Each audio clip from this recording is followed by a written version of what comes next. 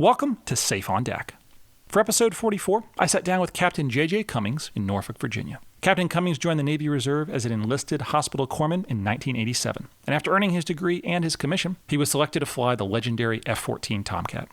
Captain Cummings deployed to the Middle East 9 days after the terrorist attacks on 9/11, and he was among the first Naval Aviators to strike Taliban targets across Afghanistan. Next, Captain Cummings served as the maintenance officer in Fighter Squadron 143, where he helped sunset the Grumman F-14B Tomcat and transition the squadron to the Boeing F-18E Super Hornet.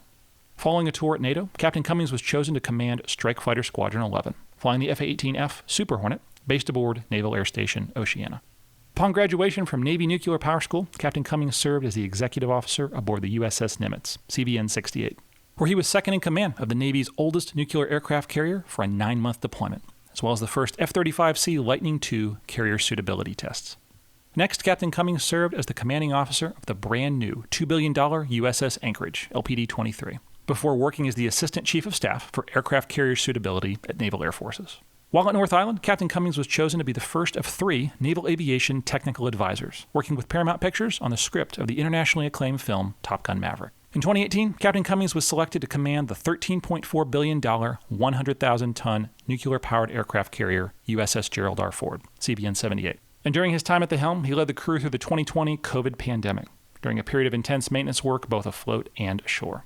Captain Cummings retired from the Navy in September 2022 with over 36 years of distinguished service, and he currently works at Boeing Defense in customer and field engagement for Navy programs, in addition to serving as a keynote speaker, guest lecturer, and mentor at J.J. Cummings Leadership.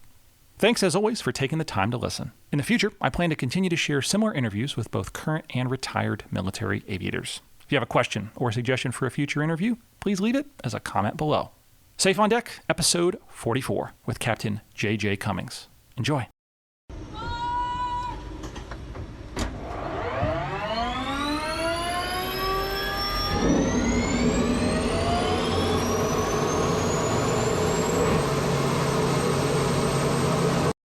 Yank, I think from asking someone, hey, would you like to be on the podcast, actually being on the podcast, this is the shortest timeline ever. I want to say thank you, but start all these interviews the same way, so we'll start yours the same way as well. Where were you born? Born in Evanston, Illinois, and then moved to North Carolina. My dad he worked for Corning Glassware, and then eventually ended up at age 5 just outside of Boston, in Sharon, Massachusetts, which is where I grew up. So. I'm hearing Boston in the accent, so yeah, that's awesome. It goes back to the call sign. It originates there as well. So grew up in suburban Boston. Okay, in Boston, I know there's a lot of naval aviation, not a lot of that influence there. Where did that love come from? Where did you kind of get that interest? You're right. The Northeast was a big defense area in the 70s and 80s, and that kind of left that area, and so not a lot up there now.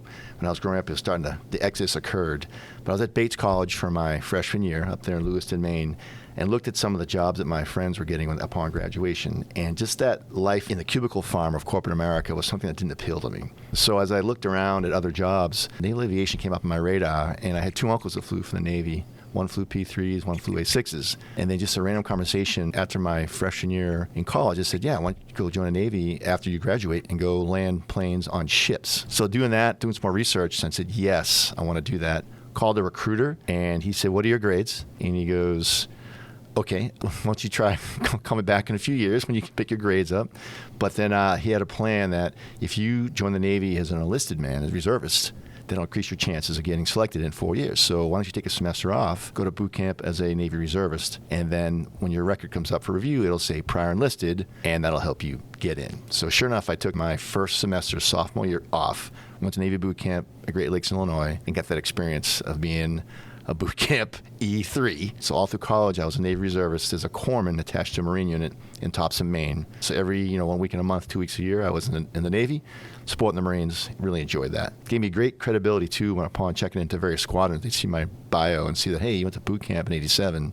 So it gave me credibility with the sailors. But I made to explain to them that made sure that, hey, reservists, it was not active duty, but still, to go to boot camp, to go to A school, and got to work with the Marines, do some great work with them. So pretty fun. That's incredible. And you found your way to naval aviation, got down to Pensacola. Was it what you expected when you kind of started that process? The stories you'd heard about naval aviation, was it everything it lived up to be, or maybe not? Absolutely. I mean, I got my private pilot's license before I came in to give me the competitive edge so that I would go down there and kick some serious tail. So I already had flown a bunch of hours in Cessna.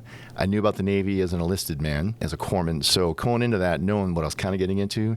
But of course, getting around naval aviation and that culture, that mindset, the enthusiasm, the spirit was to see it firsthand was staggering and loved it. And that's 32 years later, retired after having a blast doing this. So I think all my expectations were met, exceeded absolutely because of just how the spirit and culture of naval aviation is something that is not paralleled in the civilian world, and I would say unreachable in other communities. We have it very unique, and it's fantastic. Absolutely. It's very special. We have to keep it that way, I'd like to say. Yes, that's the goal. Okay, so were you a whiting guy or corpus guy? Where'd you go after? Was it API, sir, or something different? It was whiting, so went to AOCS, came out and did my API there, graduated, and went right to VT3. I had 1 week wait, get rolling real quickly, got my wings in record time. I was still an ensign when I put my wings on. In those days, folks were being held up a year and a half because of the slowdown. So in my class of folks who got winged in Meridian, Mississippi, I was the only ensign, and there were 28 lieutenants. Pretty wild. That is incredible. Yeah, it's like I lucked out. Just literally hit all the wickets at the right time. I didn't have any delays and blasted right through. Back to VT3 with that T-34, right? T-34, yeah. Okay, what was it like flying the T-34?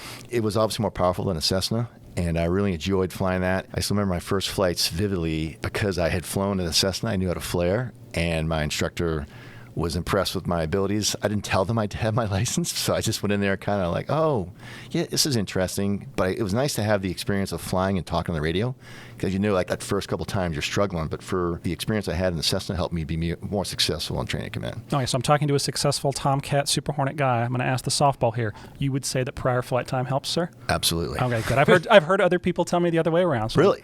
Believe it or not. Well, and actually something that the students that are in KNIFE, they actually sign paperwork now that says I'm not going to do any flying outside the curriculum. Really? Yeah, I've got some thoughts on it. I'll just leave it at that. I think it's dumb. I absolutely think it's dumb. you get air sense as air sense, and when you do that to fly, talk on the radio, land, do all those things to kind of have them all to come together, that's important to get that experience ahead of time. And I had some great ensigns that maybe if they're listening to this, they'll know who they are that I actually flew with, right? I was on the civilian side, right outside the military. Yeah. And every second, every little bit, you could see them get better. And then now they're making those mistakes in the cheapest, simplest, not to say mistakes, we all learn together, right? You're making that in a Cessna and not in a T6 or a T45. Yeah. All right, cool. Well, yeah, just learn to flare. I didn't know what the keys were. I was landing, the keys on runway. So I was trying to put them down right on the keys. Well, it turns out there's the keys on a long strip of white lines that go up another 200 feet. Well, that was the box in which apparently an acceptable landing, but I didn't know that. I was targeting the 40-foot strip of keys and not the longer one. So my on-wing was like, damn. He's nailing it every time. There was because I didn't know that. Oh, it's actually a longer window of acceptability there. My fault for not knowing that, but also made me be a better student because of that. These are good problems to have. Yeah, exactly. What was the push back then? Did a lot of folks want to go jets or P3s or Helos?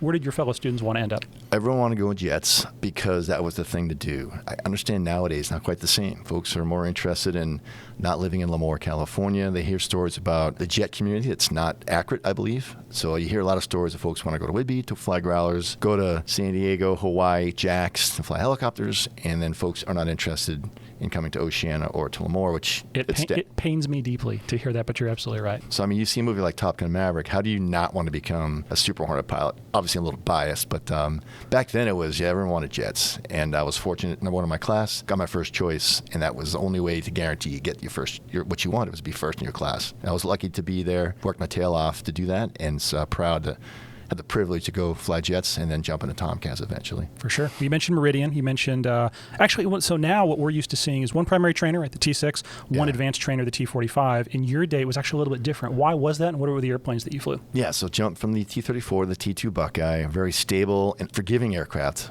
with regard to mistakes and stalls, what have you. That was our out-of-control trainer, was the T-2 Buckeye. But a great jet to learn to fly a jet in, and then jumping to the A4, which is a fantastic aircraft.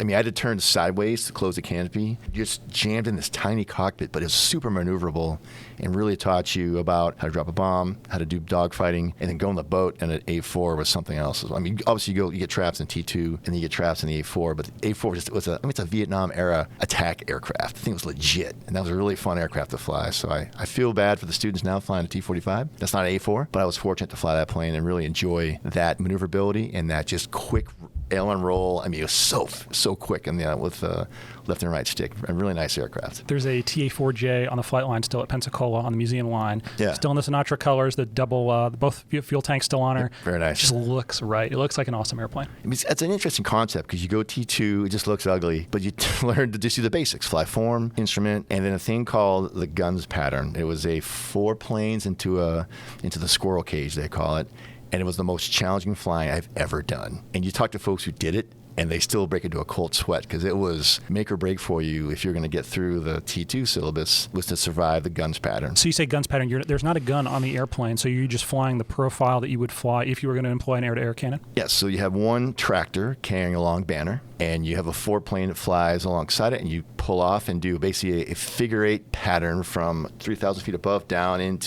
put your nose dragging across the banner, and you do that, for about 20 minutes, different directions.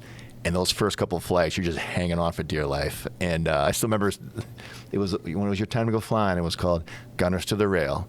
You walk up there, and they just start talking at you, and you're like, let's go. And you get out there, and your Gun 6 solo was your last flight in the guns pattern. I remember it very clearly. I was super nervous, but made it happen. But definitely some of the hardest flying I did in the training command was the guns pattern.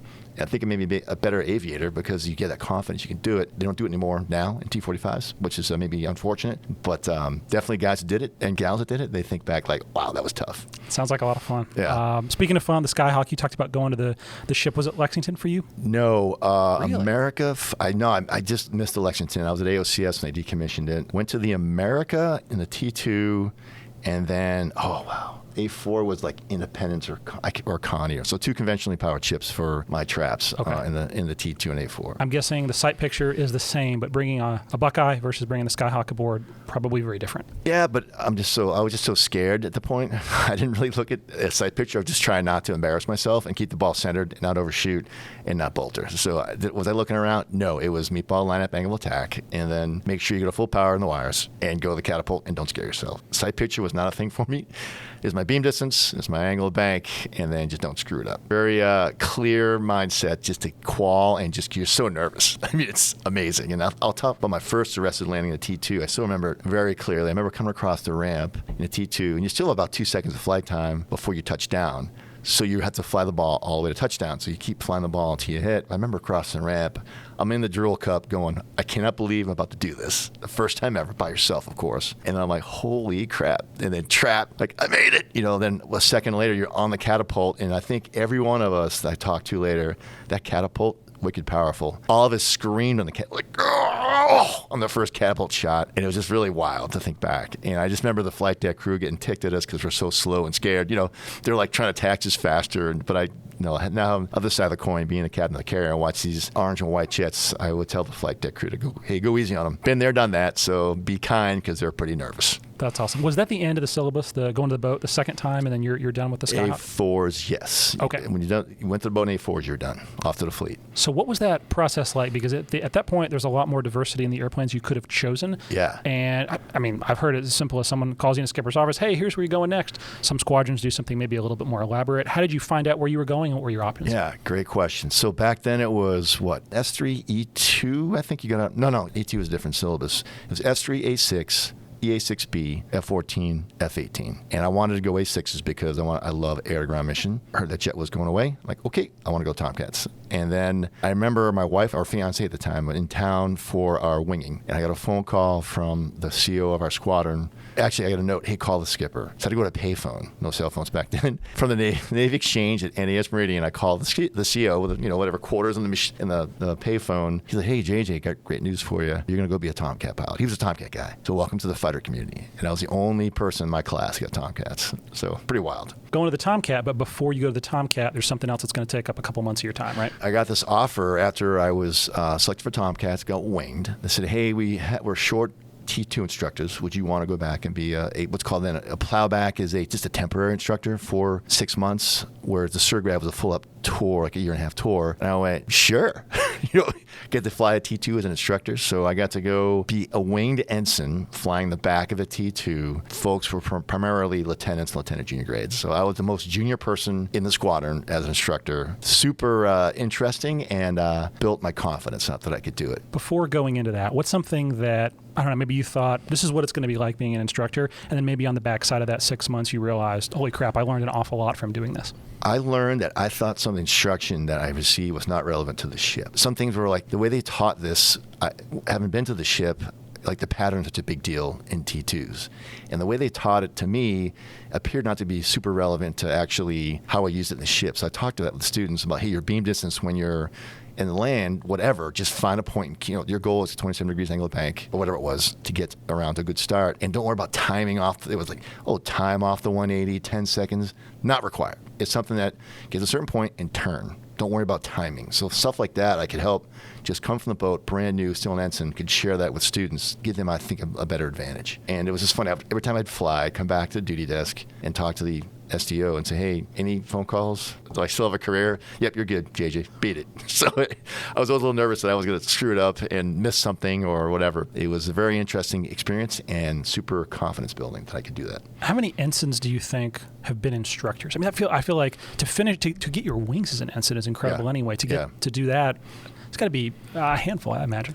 Yeah, unknown. I haven't been back to training command in decades, but I'm sure there wasn't many of us, I think, then, but kind of unique to get that experience. Was it tough being an ensign and in some cases instructing Lieutenant JGs and lieutenants as well? Sure. They knew I had wings, and they knew I was an ensign. Obviously, got the uniform to indicate as such. I always briefed them. I try to be super professional and share with them my perspective, having just got winged. But I made sure I told them, when we start briefing, we get in the jet, it's going to be sir. It's not JJ or whatever, because I want to be very clear that I signed for this jet. I'm the one that's going to save us if we're going to die. So you shall call me sir, just to make sure that there's no doubt who the instructor is and who the student is. So we're buds on deck. First names, call sign, you got it. But in the jet, shall be sir, because I don't want any confusion about when I say to do something, you're going to do it, because I don't want to get violated or hurt us or potentially have to lose the aircraft. So it's kind of a unique experience for me in that regard. I've always been told a bad student will scare you, a good student will kill you. Yeah, you lose become complacent, comfortable. Absolutely. Is that anything you maybe had an experience with in that 6 months that maybe you got a little bit in front of your skis by potentially trusting that really, really good student, or maybe the other way around? Never did, because I was on edge all for 6 months. I want to make sure that I did not, first off, mess up opportunity up for someone else, and then potentially get me to the point where I couldn't go to fly Tomcats, get violated, do something foolish. So never got scared, because I was super proactive to make sure that we never got ourselves into a corner, and made sure that happened regularly. Okay, well, you've mentioned the Tomcat, so we got to talk about it. What was it? Were you an East Coast guy or West Coast guy for Oceana. the FRS? Oceana. Yeah. Okay, so showing up at the FRS day one, what was that feeling like, knowing you were going to fly the Tomcat? It's interesting. Coming out of the A4 with a gyro there called the Abba-Jabba. It's a really good indication for when you're flying instruments, and I thought that was really a really neat system. Go to the Tomcat, it was a step back from the A4 Abba-Jabba. The VDI was a very antiquated 70s style. So I went into this aircraft thinking I'm going to see some pretty modern technology, and I think I saw equivalent technology in the A4 that was maybe a step better than the A4. So to go to this, obviously, legendary aircraft, super fast, super powerful, but you get in the jet, you're like, okay, this is cool, but I was expecting something a little more on the leading edge of this century. But so it's not mostly 70s, 80s technology in there. It was very funny to see that. But going into that community, legendary aircraft and legendary community, and we'll talk about it later if you like, but just had a blast being there. And then just a lot of my friends that I'm still close with today, we went through the RAG FRS together, Fleet Replacement Squadron, and just to be there around some community legends and some of the most colorful and enthusiastic people on the planet Earth were in the F-14 community. And I, in fact, just last night, I was at an event with a bunch of the nuclear-powered COs, admirals, and I just was talking to Admiral Kaler, who's going to be the next Pacific Fleet commander, and we talked about how fortunate we were to have been part of the F-14 community, because that in spirit of corps, camaraderie, and just outright enthusiasm and insanity made me want to stay in. And that's something that I did for 32 years. So I'm so fortunate to have been in that community to see some most colorful people in the world doing some fun, crazy stuff, but also wicked professional and really good at the job of being a naval aviator and a fighter pilot. It's an interesting data point you bring up, and I'm glad you did. I had the chance to, Admiral Papero, he was 5th Fleet at the time. Obviously, he moved on to bigger and better things now in the Navy, but he actually came out and flew with us in the 53 3 out in Bahrain. Oh, great. I don't know why he wanted to, but he did. We were happy to have him. He had a great flight. One of my good friends, Mongo, was actually the aircraft commander with him, and he said it was just an incredible experience. But afterwards, my friend Mongo, same thing, had some family connections to naval aviation, and he said, man, all Tomcat guys are the same. There's just that, like you said, I don't know, zest for life, I don't know what I want to call it, something about that generation of naval aviation. Nothing wrong with the Super Hornet, nothing wrong with folks that have flown other tailhook aircraft, right? But there's that similarity that I don't know where it came from. I don't know why. Maybe we don't have it anymore. It's a different mindset, but it's really incredible that you mentioned that. It is, I think, a 2-seat crew, so you have twice as many folks in the squadrons. It was a very difficult jet to fly, very challenging to maintain, and you learned how to become a good troubleshooter. And then developed a relationship with sailors. So you come back from your flight, probably similar in your aircraft. All right, I had this issue. You bust out the schematic with the chief and the second-class pay officer, and you'd sit there in your flight gear and go through and say, I think it's right here. I think we as a community learned how to troubleshoot an aircraft that was struggling. It was a hard jet to maintain. And we did some pretty extraordinary things to get the jet airborne. I would say I've taken a few down jets airborne because I wanted to go flying. So I think that mentality, to a certain extent, maybe a cowboy mentality to a fault. We would do, I think, some things that maybe we shouldn't have done, but it was all about getting the jet airborne. The 2-seat squadron with twice the amount of naval aviators, doing fun things in port and back at the beach with twice as many folks to give funds to, support and sustain and fund events. Really helped to make that just a very fun experience. So first flight in the jet, I'm guessing everyone's FRS experience, right? It's going to be roughly the same. You're going to do some simulator time, ground school, right? Simulator. Then you're going to get that first flight in the airplane. Yes. Did you get to bag any rides in the back seat before that first flight? Okay, so first flight was truly up front for the first time. They put a pilot in back. First 2 flights on a Tomcat are with a F-14 pilot in the back seat. And he takes you through how to start up and how to not hurt yourself. There's no flight controls in the backseat, right? Nope. So his voice is his flight control. And I've done that as an instructor pilot in a Tomcat, first flight in a Tomcat. I'd be in the back seat. It's a different perspective back there, but they wanted to make sure that you knew what you were doing. So obviously the F-14A in particular is very stall prone, the engines. If you were not careful with the throttles at high alpha or high G, particularly high alpha, you could stall an engine. And if you're really dumb in a dogfighting scenario and you were really stupid with your throttles, you could snuff a motor at a really inopportune time. Get into the the cliche-ish upright spin and not recover from that. So early on, it's all about how to be good control with your left hand, your throttles, to make sure you don't snuff a motor and just be smart. And then I remember it was Doc Holliday, who I flew with, was my instructor, who I'm still in touch with. He lives here local in Virginia Beach. He told me, whatever you do, just keep the jet on speed. Don't pull power. I don't care where you touch down. I'm like, okay, Doc. So we came around my first landing in a Tomcat, and I think we touched down like at the 6 board. I just held it on speed. We just landed super long, but he's like, dude, just don't pull power. Because the TF-30, the engine in the F-14A was slow to spool up. So you pull back in the power. If you're not careful, you get way back in the power. The inertia of the turbine blades will not be able to catch up. You could potentially scare yourself. So I remember touching down well down the runway, but I did as instructed. Kept it on speed and just eventually figured it out. That was not the right way to land. But I remember that flight very well, and his instructions were very clear. Just keep it on speed and don't worry about if you land long. And sure enough, we landed long, but that's fine. That's incredible. A lot, I think, is misunderstood about the Tomcat.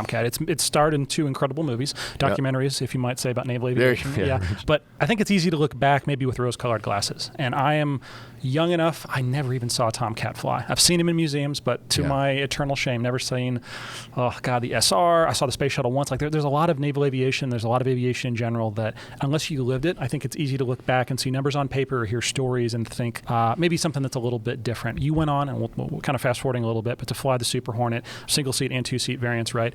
As someone that has that breadth of experience, what are things that we that didn't have the lived experience of flying the Tomcat maybe think either too well of or maybe too poorly of, things that the jet maybe did better at that we think, oh, no, it's an early generation of XYZ radar or sensor or whatever? The big other with the F-14A was the motor that was selected. So the Department of Defense, Department of Navy opted to take an engine that's designed for the F-111 as a cost savings measure, the TF-30 Pratt & Whitney, and put it into the F-14A. And that decision probably killed 50 people. So it's amazing how cost savings end up in lives lost. A lot of folks got either really scared in the jet because of the loss of the motor or ended up dying because of that aircraft and that particular engine. So early on, it was a very unforgiving aircraft in certain flight regimes. So that's one thing that a lot of folks aren't aware of. But I will tell you, it's a fun jet, super big, fast. I mean, its strength in the end game, we'll talk air to ground here shortly, with the incorporation of the lantern pod, but fast. And then the day in the 70s and 80s, obviously, with that radar track while scan, with the AUG-9, could see out to 120 miles and shoot multiple targets. I think the first aircraft in the U.S. inventory that could do that. So it was obviously leading edge back in the 70s. The issue was it kind of stayed that way up until the 90s and 2000s. So the radar in the A was not as good as the current radars, obviously. But they upgraded with F-14B with a new motor. That was basically an F-16 engine, and that jet was a rocket ship. It was fast. And the F-14D had the APG-65, I think, but it's a medium PRF radar, and it's modern technology. That jet was an ass kicker. It had an IRST, infrared search and track, a very good radar, it had speed, could carry a lot of bombs, and could carry a lot of gas. It was like an F-15E Strike Eagle designed for the boat. But that jet was killed by Secretary Cheney. We never got to see the F-14D do what it could have done. It would have been a fantastic aircraft to keep in inventory, but the Navy was moving to the F-18. So here's the big question. Do you think that was the right decision to move away from the F-14D? I mean, at the time, that's the challenge. It's hard looking back. The challenge of a Secretary of Defense. He has to pick an aircraft that's going to come up 20 years from now. It's a challenge of his job. So he looked at the threat at the time, and it didn't seem like the F-14 would be viable. Now, that said, looking back with what happened in Afghanistan and Iraq, that F-14D would have been perfect for that. I mean, a fleet of those would have been perfect for the fights that he couldn't envision at that time. So, I mean, sure, easy to say he screwed up. What he had at that time, he had made his best decision and moved out. And you can't fault him for that. Well, you mentioned lots of gas. I think that's something that folks don't appreciate. The F-14, especially even just compared to the F-18, tremendous amount of fuel. Yeah. And yes, two big, very thirsty engines, but still, more gas means more gas. And Right. part of the reason the airplane was so successful in Afghanistan. It makes you differentiate between F-18C and the F-18EF. F-18C was a great aircraft, small, nimble, but definitely hurting for gas. And you would end up flying with them if they go to tanker a lot because they didn't carry a lot of gas, at least compared to the Tomcat. They fixed that with the Super Hornet, addressed that. So early days of Tomcat flying with an F-18C, you knew that you'd be spending a lot of time going to the tanker because he or she would get low on gas. Have to go top off. So it was nice going to the Super Hornet where it was much more forgiving, more gas available. Basically, Super Hornet technology and capability now with more gas. Great aircraft. Great upgrade from the F-18C. Back to the F-14 and the jets that you flew. Phoenix, I think, is the missile that we all think of when we think of the Tomcat. Yep. I mean, 1,000 pounds, right? Giant missile. 1,000 pound, they call it the 1,000-pound wingman. Yes. Yeah. Did you ever get a chance to fire one? No, obviously not in anger, but a bunch of missile shoots. Very fun missile. When you fired it, 1,000 pounds, the whole jet would tip as it came off because you're like, really? Whoa, yeah. And it would light off. It's like a Saturn rocket. You could definitely, there's no doubt in your mind when you fired a Phoenix missile, you felt the jet move because it came off. That was 1,000 pounds less on a wing. And then the motor light off was very significant. So it was very fun to launch. I feel like at night you'd have to close your eyes. Yeah, absolutely. And I remember, I think the last time I shot was with my Rio Billy Coker. We were doing a missile range shot on the West Coast, and we had 2 Phoenix missiles we're trying to get rid of. We had the drones at 60, 70 miles. We had our target locked up, and then they go, we're ready to shoot, and they go, red range, red range. Billy just goes, boom, just shoots them. And I'm like, wait a minute, that wasn't me. He's like, dude, I just want to get rid of these missiles. If we go red range, we're getting low on gas. We're running out of time. I'm like, okay, I'm with you. So he Do you know what they red range for? No, but we just, it was like, like an airliner flying? No, it was not. There was something like gosh. a surface contact. It was Okay, clear. There was a little, so I still laugh about that. Red range, red range. I'm like, Billy, what? Like, shut up, dude. Did you take out the drones? Yeah, they had them. Incredible. Of course. Well, it's your story, so yeah.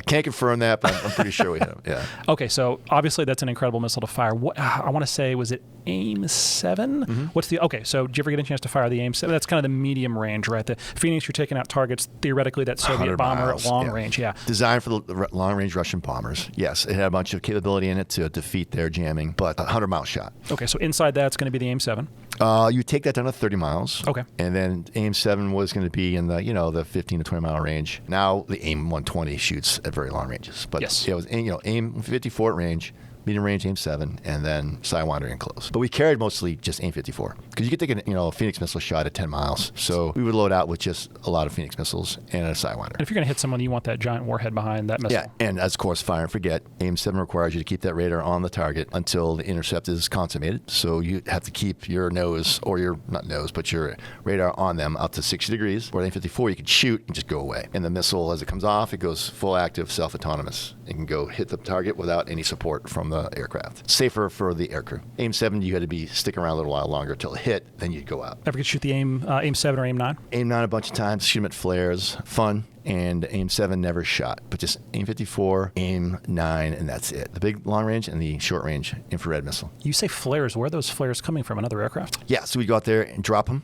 and that would give you a heat source. Yeah, and yeah. just pickle them off. There's a lot of trust in the other pilot not to Yeah, well, shoot. you make sure that they would clear. Yeah. Yeah, actually, we had, as I think back, we had a pattern. You'd fly form off the flare dropper. He would pop the flare. He'd peel out, and you would basically extend, come back around, and shoot. So the person who fired this flare, it was like just like a parachute. It would just kind of hang, and you just hit it with your AIM-9. Pretty fun. That's awesome. Yeah, the gun.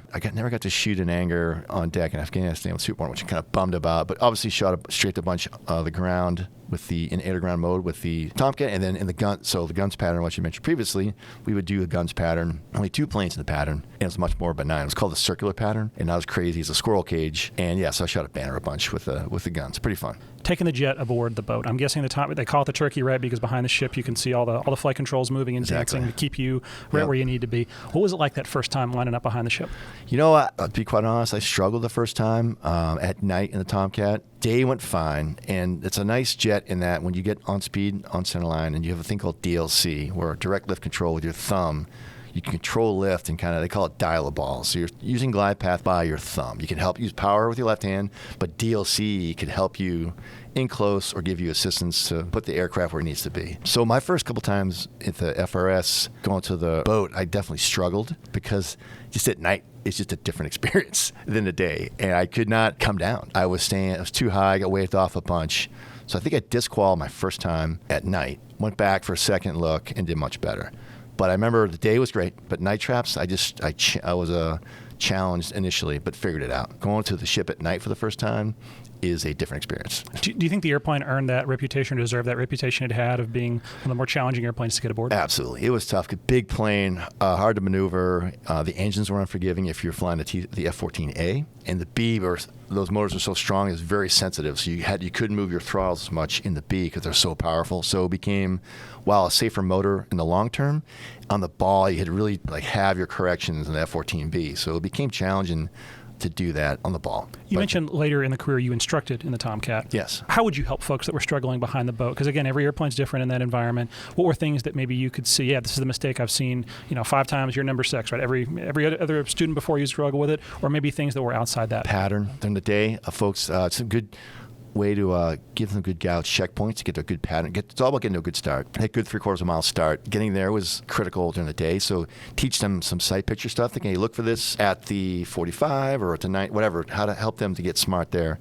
And then at night, don't spot the deck. That's the big thing is when you start doing that, you start flying the ball, you start looking at the landing area at night, that's when you're going to go around. So can you unpack that term, spotting the deck, what that kind of means? When you're flying the ball in a jet going on the ship, it's meatball, line-up, angle of attack. So meatball is the Fresnel lens that gives you glide path indications. Line-up, of course, put the center line right between your legs. And then angle of attack is your airspeed or angle of attack that you're holding to have the optimum attitude to catch a wire. So when you spot the deck, you stop doing those 3. You're looking at one thing, the landing area. When you look at something, that's where you're going to go.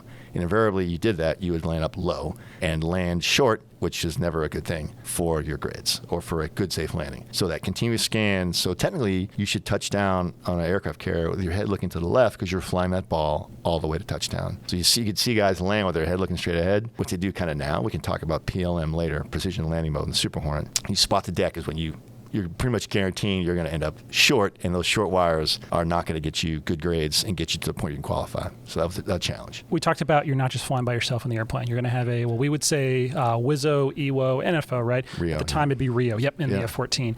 I'm guessing as you're a junior aviator, you're going to fly with more senior Rios, and then kind of as that timeline, you become more senior, you're going to fly with more junior Rios. Is that kind of a fair statement? Yes. What was the best, who was the best Rio you ever flew with? Oh, boy. That's hard to say because I don't want to get anyone mad at me. But you can give multiple names. That's fine. Rios that in the air-to-ground environment, Nave and Johnson was any of the A6 former BNs that became Rios, the Bill Ewalls, the Nave and Johnsons, the Ken Raynards, Elwood, were unbelievable in the air-to-ground environment because that's what they did for their first 2 tours as A6 BNs.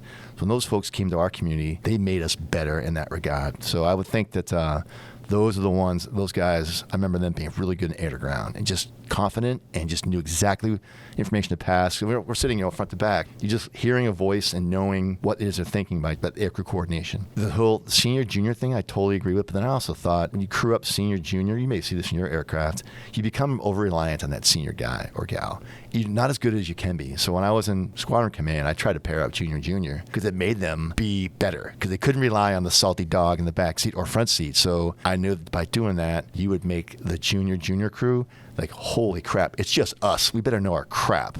As compared to, well, that guy in back or the gal in front will save me. So I try to do that when I could. It's a risky play, but it's good for the long. I mean, single seat guys do it. A new guy flies by himself. So why can't we do that in the two-seat community was my argument. So.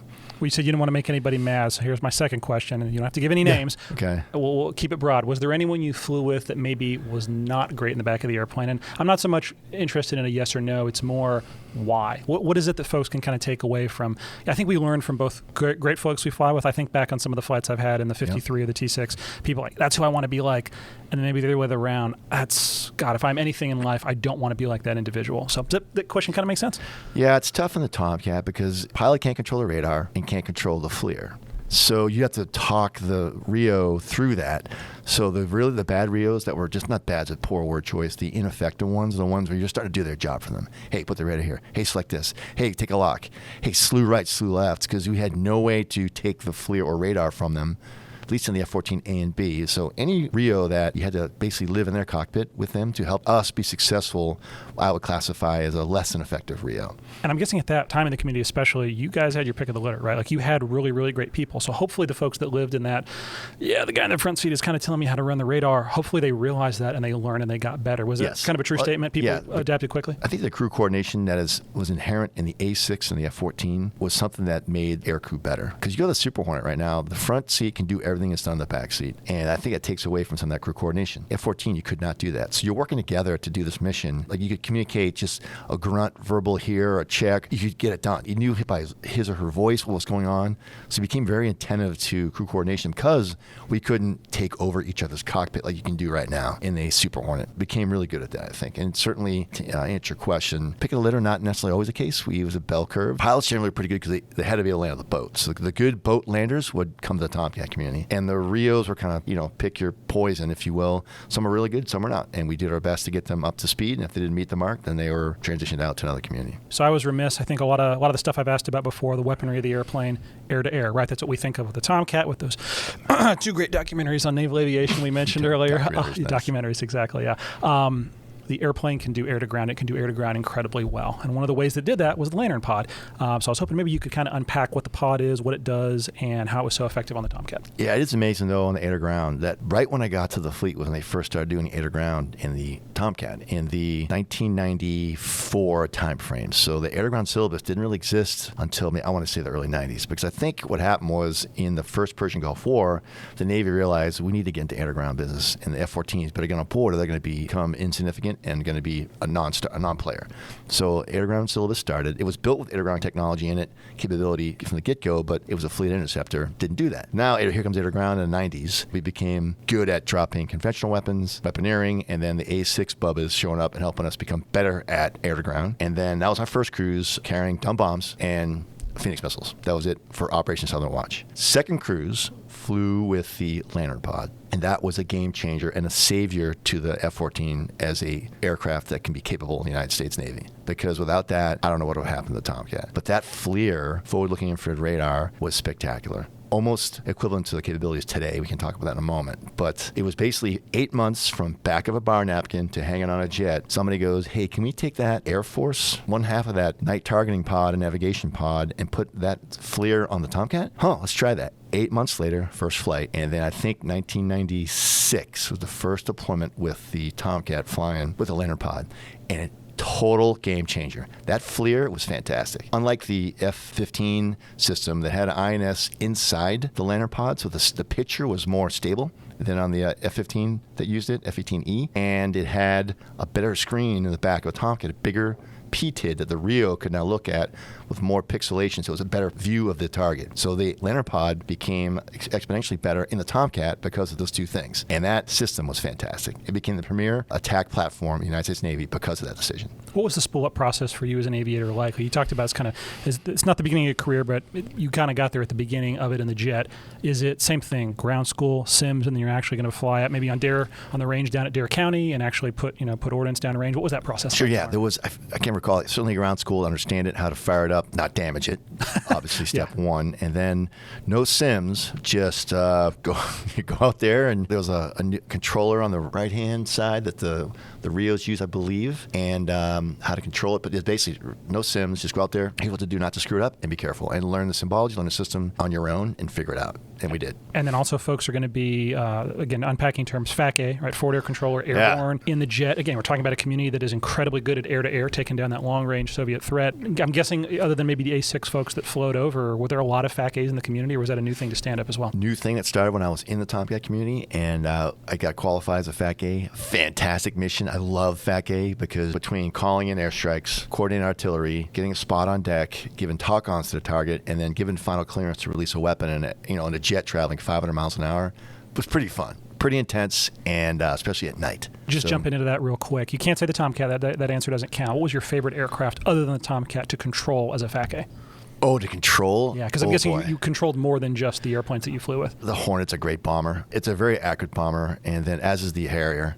But mostly did it in training, but I would say that. And the AC-130, the gunship, was just a death dot. I mean, when you put something out there, it had a 105 in the back of that aircraft, and then its cannons were ridiculous. So controlling those guys I didn't do in combat over Afghanistan. I watched them work, did them in training, and it's pretty amazing. I would have never thought you'd say AC-130. Where would they even be in the stack with you? I'm guessing below you. 7,000 feet was there roughly where they would operate. Wow. Lights only at night because during the day they were sitting duck. We learned a lesson in 91 when they stuck around a little too long. Yep. Yeah. Lights off and just raining death on the deck wherever they put their cannon, their 105 howitzer, or their gun. It was amazing. Okay, so again, putting us in time and space, your time in the airplane, you've done a couple, more than a couple cruises. You're confident, you're comfortable in the airplane.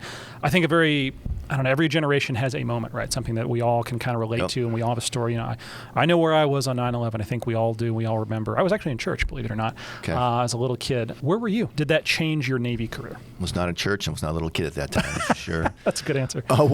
VF 102, training officer there. We were 9 days from our scheduled deployment. So a lot of folks say, hey, did you deploy because of September 11th? I'm like, no, we were going to deploy anyway. At home on leave with my family before that deployment started. I turned on the TV to watch United Airlines Flight 175 hit the Second World Trade Tower. Instantly knew that we were at war.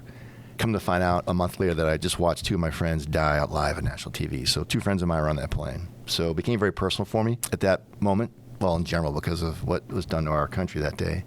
But that was where I was. And, going into the squadron, going to take a shower before I went to the squadron because I wanted to see what was up. Were we going to leave early, leave on time? And I remember just being in the shower, just sobbing uncontrollably, thinking about someone hates our country that much that they're going to kill all those innocent people.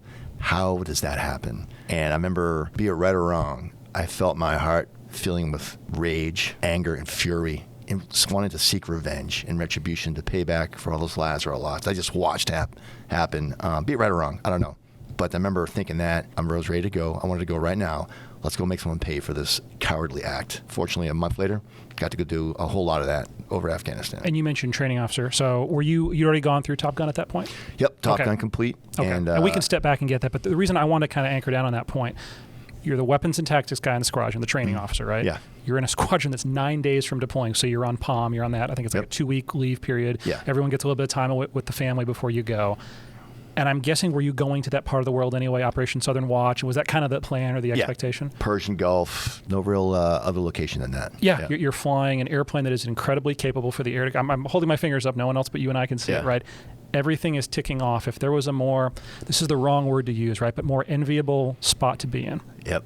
There wasn't one. You were the guy. You were part of the team that was going to go out, and it's a team. It's not just one or two individuals, right? Several thousand people on the ship, right? Maintainers, absolutely. Yeah. But you were the person that was going to get to go out there and exact revenge for those folks that had done evil to our country. I mean, I don't want to say it doesn't get any better than that, but as a naval aviator, as someone that trains for this, I'm guessing that was the feeling of, okay, here we come. It's my third deployment. The first two we did Operation Southern Watch, and nothing. We were hoping someone would come across a no-fly zone and we get to shoot them down, but never happened. It's been 9 years of training. It's almost like 9 years of scrimmaging and never getting a chance to play, never getting a chance to have a game. So here it was. To your point, 100% knew we'd be part of that, our country's response, and it was both exciting and then a little nerve-wracking. You're like, we're going to go to this place we now know is called Afghanistan. None of us knew where that was until September 11th, around 1400, and knew that we'd be part of our nation's response. Pretty cool and exciting, and a lot of just pride and fear of letting down the team. Like, we could not go over there and fail. We had to go over there and do it right. So those first few days of getting ready were pretty amazing.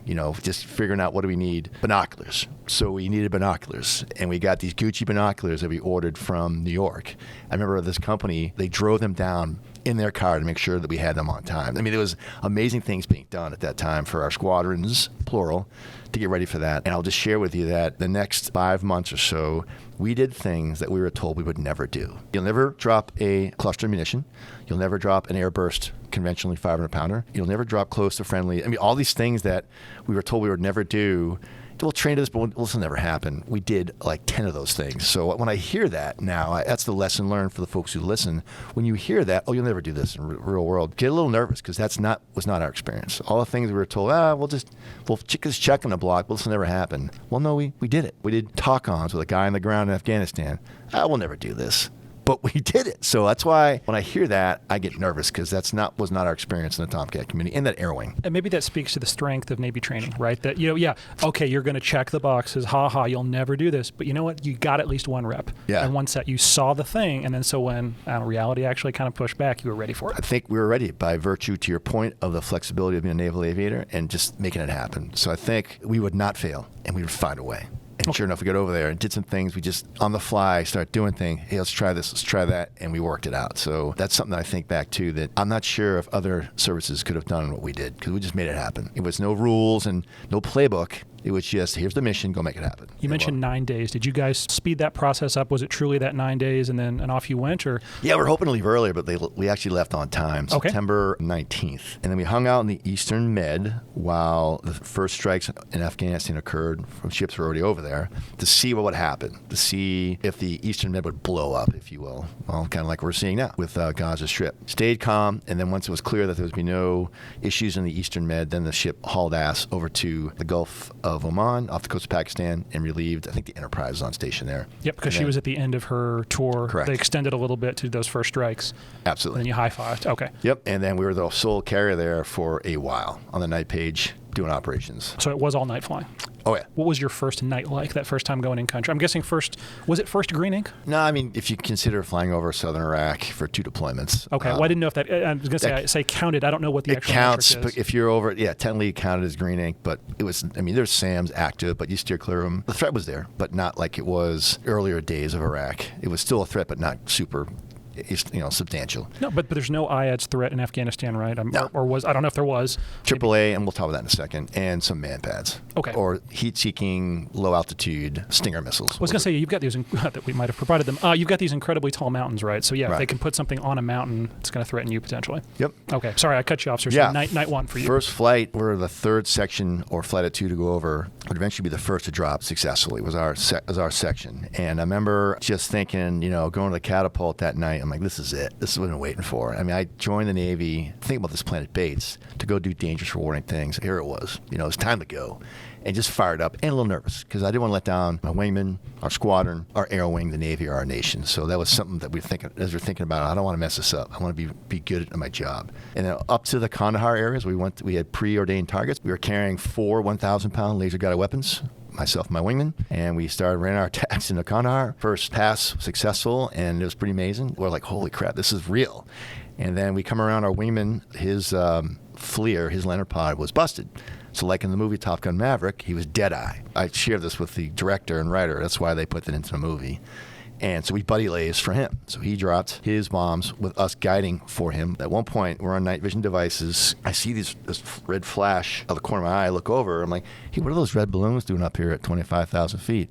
What are those AAA? And they're shooting at us. And I, with much regret, to my wingman to this day. He still gives me a hard time. I didn't call it out. Free Jack and I were so like just in the drool cup, like, holy crap, that's AAA. Didn't call him a maneuver, embarrassed about that, but definitely was not ready for that moment. Now, it's well behind him, but still, they were somehow targeting him. We then moved our attacks to the west. We were attacking from the south to north, moved to the west to east to make sure that we were not getting shot at again. I don't even know if there is a way to know. Were they just shooting at noise? Unknown. Was it a radar control type gun? Unknown. We were lights out, and somehow they got a bearing on my wingman, and sure enough, it was behind him. Obviously, they didn't put enough lead into it, but I look back with regret that I didn't respond and tell him to break, because I was just so also like, holy crap, this is real. These are folks who were trying to kill us. Was this the first time you'd been shot at? Yes. So it's probably fair to say the first time you're shot at, there's a little bit of that. Yep. Something, it doesn't always connect immediately. So there's that. But I even myself would not have thought that IADS threat, be it a missile or I'm guessing 37, some big caliber weapon. Correct. Maybe it's present, maybe it's not. How long into Afghanistan are we talking? Maybe a month into the conflict? It was October 14th, 2001. Okay, so a month. Yeah, you would have thought maybe that threat would have already either been taken out or known at that point. I'm guessing you had pretty good intel. That wasn't like barrage fires, like four or five balloons. I'm like, well, those balloons are up here. I'm like, hey, dumbass, it's AAA. Holy crap. And then it's really funny. Free Jack and I still laugh about it. We'd studied our target imagery from attacking from south to north. And I'm like, dude, we're not going back to the south. We're going to the west. She's like, dude, we need to go to the south. I'm like, no, I'm not going over there. We're going from the west, so figure it out. So lesson learned, don't just learn one direction to study your target imagery. Look from other directions to ensure that you can find it from another location. So we still laugh about that. He's like, dude, let's go from the south. I'm like, no, I'm not going over there. I'm scared. I don't want to get shot down. Well, you mentioned the balloons. In between each of those, and air quotes here, those are tracers. In between each of those balloons is a lot more lead as well. Metal. So exactly. Yeah. So we still laugh about that. No, I'm not going back to the south, bro. We're coming from the west, and let's figure it out. Was this entirely a FAC A mission set? Nope. You were the one. Okay, it was not. It was just a preordinating strike. Here's some coordinates and some targets. Okay. Go destroy them. It was Taliban artillery. We destroyed all of it. So we do this thing. We, of course, air-to-air refueling. It's a 1,000-mile flight to get up there. So air-to-air refueling is a big deal. But going home, came back. We're on the night page. I think we recovered at 6 a.m. Sun's coming up. Trap. Taxi to get chained down right in front of the island. And I looked up on the yardarm was the flag that was flying over the World Trade Center. They'd flown out to our ship. It was flying from the Theodore Roosevelt. Because the CO of the ship was a New Yorker. TR was a New Yorker. I say, hey, let's send this flag out there. That famous firefighter photo of the Iwo Jima style, that was that flag flying from the yardarm. I remember looking up, and I kind of got choked up because I really understood right then and there why I was in the Navy. I joined for me. I wanted to be challenged, to do a rewarding, dangerous job. It was right then and there I realized it wasn't about me. It was about all those folks who died, my two friends that died on September 11th, and our nation, our way of life. So that was a reframe of my why. Where my why was originally about I, me, my, it became we are us. And from then forward, the rest of my career, that's what framed how I thought about service and Navy. It's not about you. It's about our nation, our way of life, the Constitution, and all the things that come with that. So that moment changed how I looked at the world and how I looked at my job in the Navy. You talk about you saw that, you had that moment. Not everyone on the ship had that moment, right? There's a lot of other people doing incredibly hard jobs everywhere on the ship. Was that meaning still communicated? Did other folks know that flag was on the ship? Did other folks think we've all been on maybe a deployment or an exercise or whatever, where maybe that spirit is not so great, right? Things are maybe days become weeks, become months. It sucks. But at a certain point, you all knew exactly why you were going over there. Was that mission communicated to all those levels? This is why we're here and this is why we matter? Yes, in that when you got to load up live weapons on an aircraft and they came back, they call it Winchester, empty, the flight deck crew, all the maintainers are like, that's all you need. No other motivation required. You're loading live weapons. They're not there when you come back. They know they went back to go kill the bad man and to break his shit. And that's something I think was instant inspiration and reminder of what we do. So that was something that we didn't vocalize that aggressively. Didn't need to, because just knew that the bombs were not coming back. That meant they were going somewhere to do good things for our nation and to pay back what happened on September 11th. So it's kind of like I get the sense, too, that we did 5 months straight without a port call. At the time, the record pre-COVID for a deployment with no port call, we could have gone a year. No one would have cared, because we just wanted to keep savaging the Taliban. And that's something that I think the crew got into, and pretty memorable. That long of a time at sea, and no one really cared. Get to keep bombing the Taliban? I'm in. Keep me at sea? Let's go. Keep the bombs coming, keep the fuel coming, let's go get this done. So pretty wild. Every flight out of Afghanistan in the early days was great because CENTCOM hadn't plugged in yet. So it was basically you and a guy on the ground making it happen, making decisions without any interference from the 3 and 4 star generals and admirals, which is also, that changed in about the January timeframe. So the October, November, December was a blast because you just make it happen with the folks on the ground. But I did have a flight where in the December timeframe, I was sent from a former Tomcat guy who was a New York City firefighter, sent me about 20 wake cards from funerals for firefighters that died on September 11th. And I had a thought, like, I want to drop these bad boys over Kandahar, basically the headquarters of the Taliban, basically like a little FU to the Taliban. So I talked to our flight deck chief. I'm like, hey, can you stuff these in the space between the speed brake and the jet? And then our plans to open the speed brake over Kandahar and have them leaf down into the city of the Taliban. And the chief's like, what? So he's like, I'll make it happen, sir. And it was Chief Dalton was his name, Phil Dalton. I said, here they are. I remember vividly watching him look at the wake cards with a bunch of sailors around him, looking at these firefighters who died September 11th, same age as these kids that were standing there on the flight deck. He gets a ladder, doesn't tell anybody he's doing it, jumps up there, pops him in there. I closed the speed brake. I actually taped the speed brake switch so I didn't inadvertently open it over the water to make sure I didn't screw this up. And then myself and Poops Doxy. Poops because he had a really standard poopy face. Was his call sign, Poops. We were over Kandahar. I'm like, hey, dude, let's drop down about 5,000 feet. Just do it. We'll ask for forgiveness later. And sure enough, we drop down, roll inverted, pop up on the speed brake, wake cards go out. AWACS is like, hey, what are you doing? I'm like, oh, we're just checking something out real quick, climb back up. So I did this with the families, let them know that, hey, these are the folks you killed, and that's why we're coming to kill you.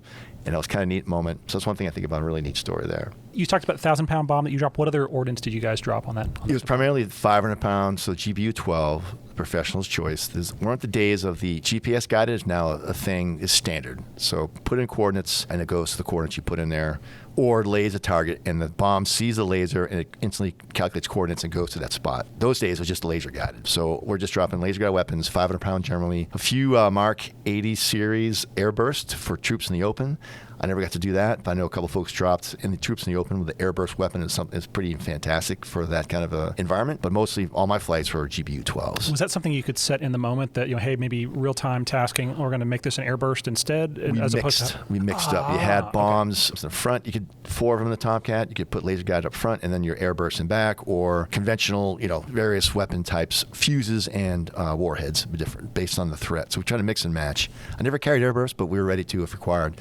Some missions required that, so we put airburst on there, and that's something we didn't do a lot of, so you really read up on the fuse and make sure that you didn't dud it, meaning put it into the dirt. That's something that Taliban could dig up and use against friendly forces. So makes sense, yeah. Oh, and then the thought process there being, if a piece of ordnance hits the ground, a lot of that energy, while it's going to take out whatever the target is expended in the ground itself. If I send an airburst at X distance, we'll say 6.9 feet over the ground, when it goes off that... couple hundred feet. Well, the standard 6.9, of course, but right. Yeah, at a distance over the ground, that energy is now going to all be expended down onto the personnel potentially that you're being dropped. That was the best weapon. We did the look at the books. We're like, damn, this thing's. But it also could be used against a tank. You could set the fuse, and still could be used as a conventional weapon. So gave you some versatility, but required some studying to make sure that you had the proper setting, and the fuse understood what it meant to have on board the jet.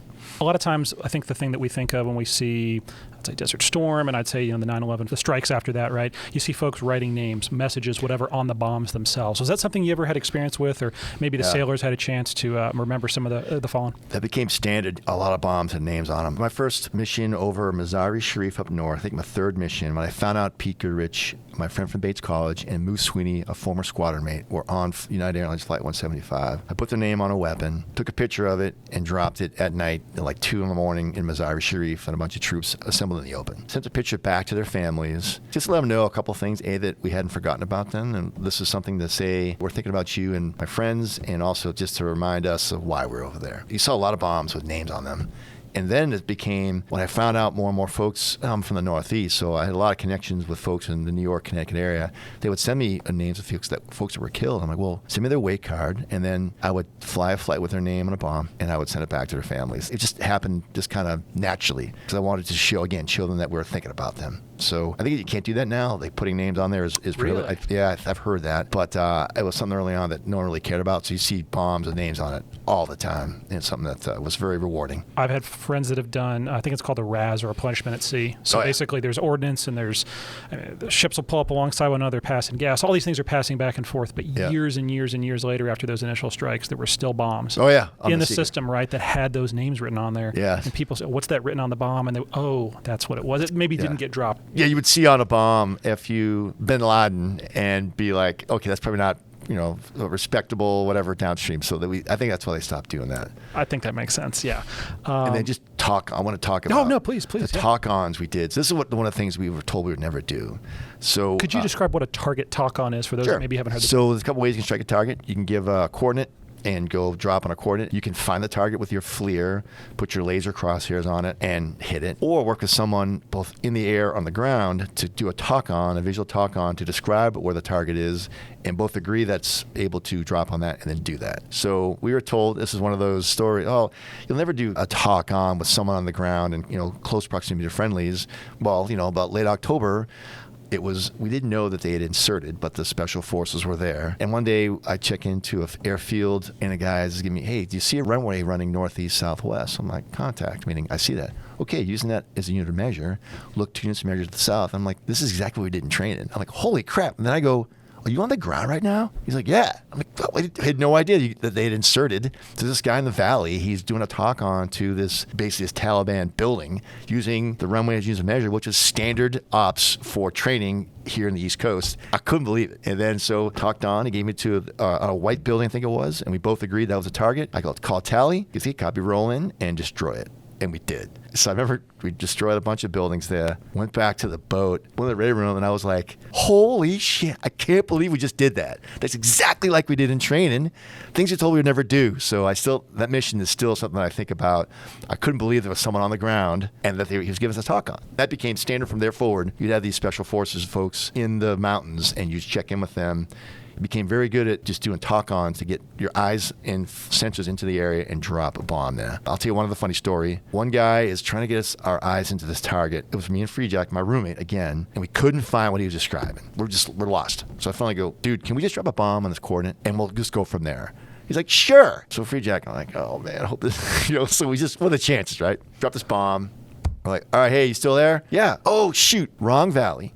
Move it over a kilometer to your west. That's like, oh. So then we go, well, do you actually looking at the target? No. I'm looking at my aviation chart. So the talk-on he was describing was from his chart, not from visually having eyes on. So lesson learned. Next time from then forward, every time I would ask, okay, what are you looking at? A chart, predator feed, or with your own eyes to help get that perspective. So we wasted 20 minutes trying to find this target because he's talking off a map.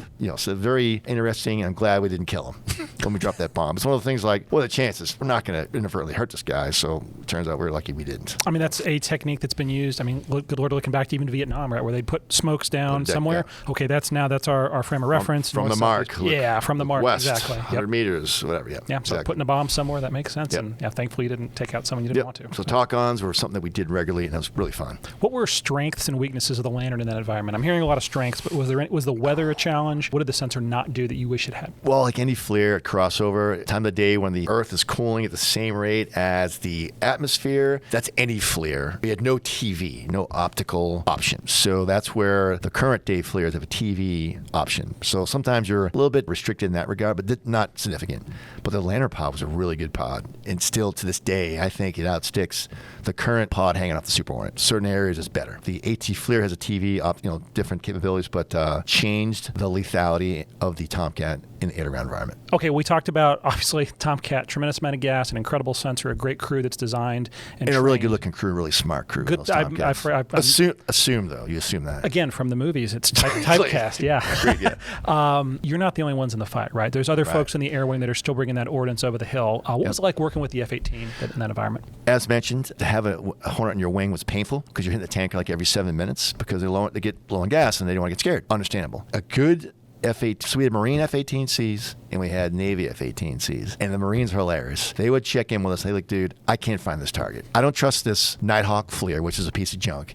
Can you just laze for us and we'll just drop off your call? Sure. So they were quick to know what the strength was, the lantern pod, with a 2C crew. So they would just kind of get on our wing.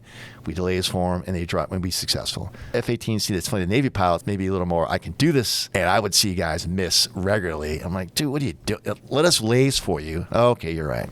So not their fault. The Nighthawk pod was not a good FLIR. The Marines knew that and instantly would defer to us. And the Navy F-18s, after a little while, like, okay, tell you what, why don't you just try? Or we'd offer, hey, we can laze this for you. Some guys took us up and some didn't, and I would watch guys miss. I'm like, you're missing. Can we laze for it? No, I got it. And then they would miss again. And it was very frustrating. That's about that ego-based flying, which is never a good thing. I'm all about the mission, not about who guides the weapon. It should be, let's us be successful in the mission, not you, because you get to do it by your, that's something that we always wrestle with. We, not me. Yeah. Exactly. Yep. Absolutely. What is the mission at the end of the day? It's not for you to get a kill. It's for destroy the target, not kill friendlies. Yep. Yeah, exactly. Okay, so we kind of jumped ahead in time talking about Afghanistan, some incredible stories, incredible experiences, and thank you for telling them. But I want to jump back because I would absolutely be remiss. Several guests that have gone their time at Top Gun, but you flew the F-14 at Top Gun, not at Miramar, but right. at Fallon. I was hoping maybe before we even get into that, what was the differences between Miramar and the ranges that you had access to? Because you flew the Tomcat at Miramar, but you flew Top Gun, the syllabus, at Fallon.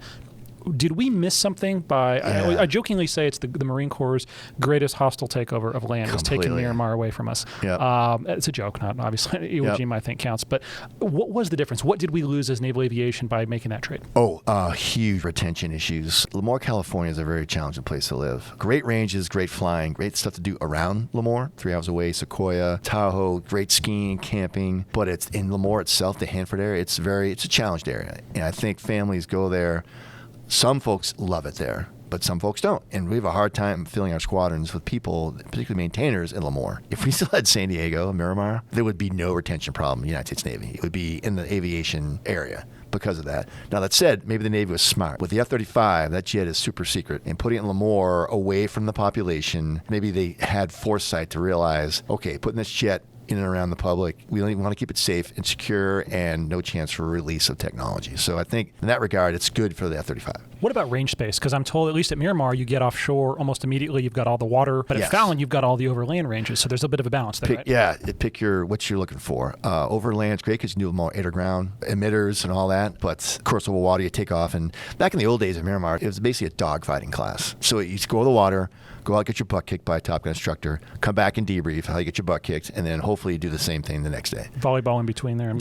with your jeans. Yes. And which I did, by the way, as an enlisted guy at Corps School. Went to Great Lakes. We played volleyball with our dog tags on. I look back with regret that a 19-year-old, E3 with my dog tags on. So embarrassing. That's all people think of that movie. I love volleyball, and I hate that it killed the love of it. But I understand. Yeah. Okay, back to the actual school and the actual things you Right. did. What was? I mean, it's nothing like the movie is not even close, right? It's there were Tomcats, and they were flying from that base. That's probably, I'm guessing, the only similarities. But what is the purpose of Top Gun when you went through? Because it's changed a little bit, right? Yes. Now you go there to become a Strike Fighter Tactics instructor. Okay. And your thought is you go there, get your training. It's now like a 12-week. It's a pretty lengthy course now. It was 9 weeks when I went through. You learn from the best. These guys and gals are just the best in the world. And you get your butt kicked by them in briefing. Flying and debriefing is what you really get good at. And it changes the way you run a debrief and how you look at life with regard to when it's all said and done, how do we learn mistakes we made? How do we get better next time? So that's what the whole goal is. The goal is not to go out there and, obviously great to be successful every time. But the real challenge is, do you identify what you didn't do well and how do you not have it happen again? That's what they're trying to find. If you can't figure that out, you're not going to get through the course because you're not going to be a good instructor. You got to be able to go, hey, we got the mission, we did it well, we got our bomb off, but we can't identify where we made mistakes, then that's a fail. So you become really good at, I call it opus daying yourself in the debrief. If you just continuously... That's one way to put it. No, that's what I would do. I would go like, hey, here's some goods, but here's a whole list of others, we call them.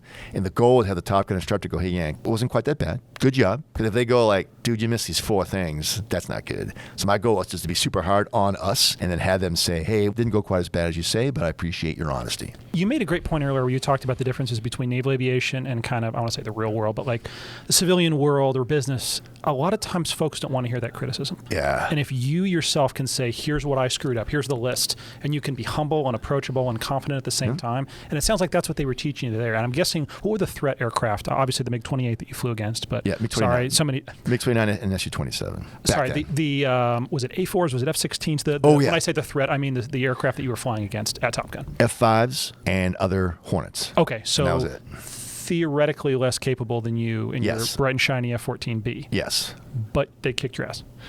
At times, yeah. But the only reason I mention that is to say that they were doing it with a lesser, air quotes here, lesser machine. Right. But it was the man in the box, so to speak. Sure. Right. It was the people, like you said. You even anchored on the debrief, right? Like, you can't talk about yourself and you can't be honest. How are you going to improve? Yeah, that's something that as I speak publicly about leadership, I talk about the Naval Aviation debrief culture, and you've seen it, where it's professional, not personal. You shall have a thick skin, relentless pursuit of excellence and root cause analysis, and no rank in the debrief. So I would be out there as a squadron CO. I would make a mistake in the jet while doing the air-to-air, the blue air side, the friendly side, and I would be called out, as I should be. And if I didn't get called out, we'd call out the debriefer for not calling out the CO, because that's your job, to call out mistakes made.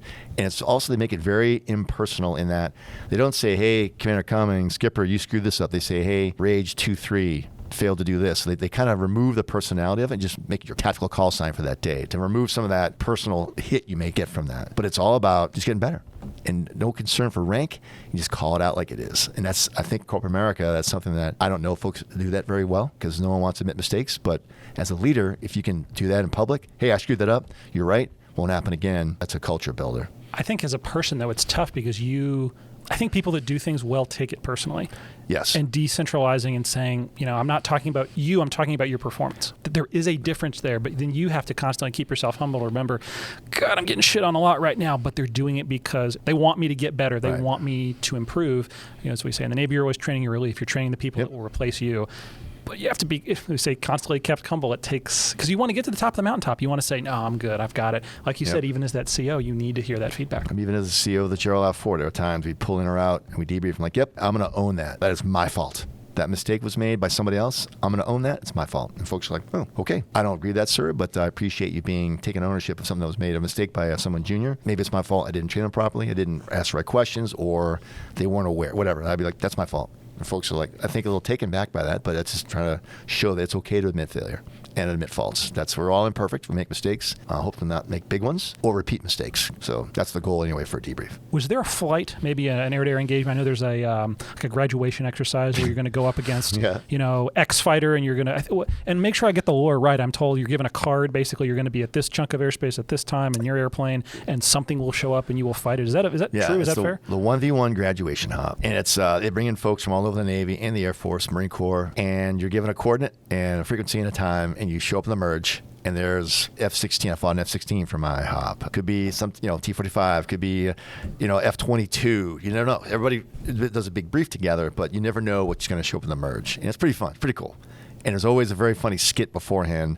Someone always dressed up as a enemy fighter pilot and would come in dressed like a pick the country and would do a very funny skit to kick off the brief for the 1v1 grad hop. The final hop at Top Gun, the graduation hop, is all students, briefed by students, of course, which is like every flight. But I will just share that my grad hop, I almost flamed out from a mistake that I made. So still wake up once in a while in a cold sweat thinking about this. Last hop, we requested to be the strike package to drop the laser-guided training round, the simulated GBU-12, for reasons we can discuss later, but we wanted to be the ones dropping that weapon. We were so focused on hitting that target on time, on target, I missed that the external fuel tank stopped transferring. So the jet says we have 4,000 pounds of gas as we're egressing after our strike, and we're getting run down by F-5s, and we're like, hey, it's the last hop of Top Gun. Let's turn around and go get them. Screw it. So we turn around to go kill the F-5s. And then at one point I see master caution light. I look down, I see a low fuel light. I'm like, low fuel? I have 4,000. Oh, no, I don't. I have 3,500 pounds of gas in my external tanks, only 500 pounds usable, and we're 75 miles from Fallon. This is why a 2-seat crew is great, because all the moisture in my mouth was instantly removed. I couldn't even talk. I'm like, so, our call sign Soup was my Rio. I go, low fuel light. He's like, how much gas you got left? I'm like, 500 pounds. I couldn't even talk. He's like, what? So we climb up and we start troubleshooting. Eventually got the gas to transfer.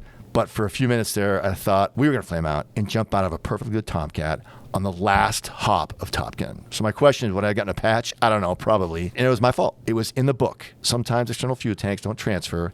I checked it once on takeoff, never checked it again because I was focused on the drop of the laser guided training round. 100% my fault. Almost lost a jet because of my failure to be procedural. I still do wake up in a cold sweat thinking about that. That was an awful feeling. 75 miles from Fallon, and you get 500 pounds of gas usable. Eventually we transferred and got to go back and land. But, lesson learned. And sometimes it's better to be lucky than good.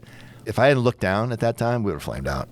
I'm glad I looked down and saw low fuel and said, whoa, and then knocked it off and climbed up. So, but again, we talk about the culture of naval aviation, sharing those stories, right? So many folks that I know that I respect, including the gentleman sitting across the table from me now, right, have had those stories, have had those experiences. And if you hold them close and you never share them, we have Approach Magazine where folks will, sometimes with a name on there, sometimes without a name on there, will tell their story. And sometimes you think, my God, how could they have put themselves in that corner? And then you go out and do something similar in an airplane and think, I need to take ownership, number one. But number two, you never know who's going to look up to you and think, wow, if they could do that, maybe I could too. Again, as a civilian pilot, that's not always the culture. That's not usually it's people, almost the ego is kind of wrapped in, look how great I am, and I've never done that, and even if I did, I'd be great. And then you see someone challenge. I'm flawless. Yeah, exactly. And no one's flawless. Find the person that is, and I'll call them a liar too, right? Exactly. It's not a thing in aviation. Yep. So. No, we definitely acknowledge our failures, and we're happy to share them. And that's something that's a culture builder, and that's how we save lives and save aircraft, which we can't afford to lose aircraft right now. Because of stupidity and buffoonery. Got to be professional and be on our game. And as aircraft age, we're kind of jumping into the next topic here, aging airframe, right? So you, in the F-14, we talked about Top Gun, time in Afghanistan, but when you're coming back, you're going to transition, as a MO, you're going to transition a squadron from the F-14B to the F-18E, so a single seat Super Hornet. What was it like being the MO? Because I'm guessing those airplanes were starting to show their age at the time. Yeah, it was the best job I've had because you get to work hand in hand with the sailors who bust their butt and would move mountains. They would do incredible things to get that jet airborne. And it was a more of an older type aircraft. You could do very aggressive things to the aircraft to make it right. I saw a guy on a fly-off. We had an issue with our flaps. So the game plan was get the flaps full flap down and lock them down with safety wire. So to get him down, he had to roll him down. He pulled his belt off his pants. And he's rolling the flaps down with his belt to get him all the way down because the tube had broken. I couldn't control it from the cockpit. So it took him 10 minutes with his belt. Roll him down, safety wired him full down, and then took off.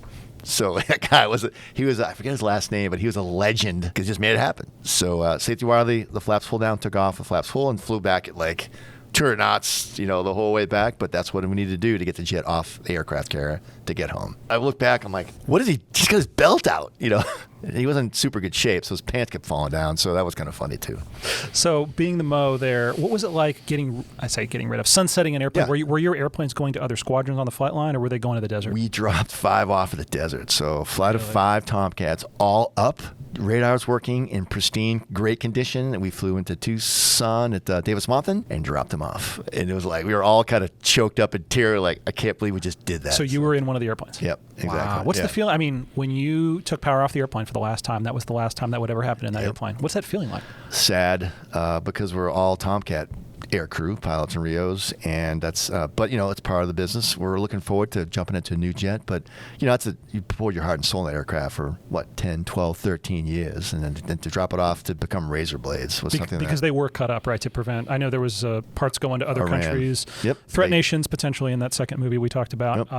They went to the wood chipper, all the Tomcats. Wow. Yep. So some went to museums, as I recall. Correct. And they're very clear. You can't, looking back with regret, they would go back and do a sweep to see if you took anything from the jet, like a stick. So, really? Because guys would grab the stick, and that's illegal. So they would get very clear, you can't, first off, guys would come in the break there, a zillion miles an hour and pull 12 Gs and land because it was the last flight. Then they started the Air Force. They put a radar gun out there. So if you're over 300 knots, they'd violate you. So you had to come in at a reasonable speed. You couldn't come in for its last flight and pull the wings or almost bend the wings. And then you couldn't take stuff off the jet. But I took one thing. I took my leg restraints and one NVG light.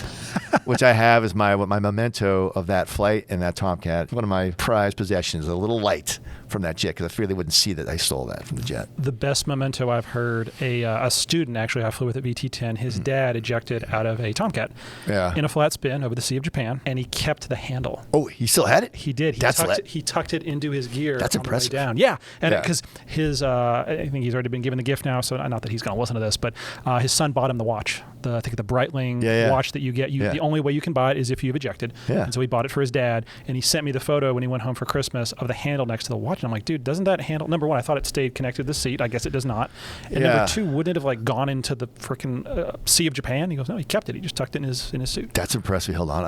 I don't know that I would have held on to it. The story I was told was, again, from the movie, right? Yeah. They blew the canopy, and then you would wait, because when the jet was in a spin, the canopy would hang out in that dead air above the aircraft, and then the pilot went first. Correct. It's supposed to be the backseater goes first and the front seater, I guess, but the Rio manually got rid of the canopy, and then I guess you wait a potato or two, and then the backseater should have gone. Well, in that moment, the pilot went first instead. Interesting. I don't know if you know the story or if it's I might be telling it wrong, but so upright spin, you didn't just pull the ejection handle, because if you did, the Rio was the first one to go out, would hit the canopy out of the movie.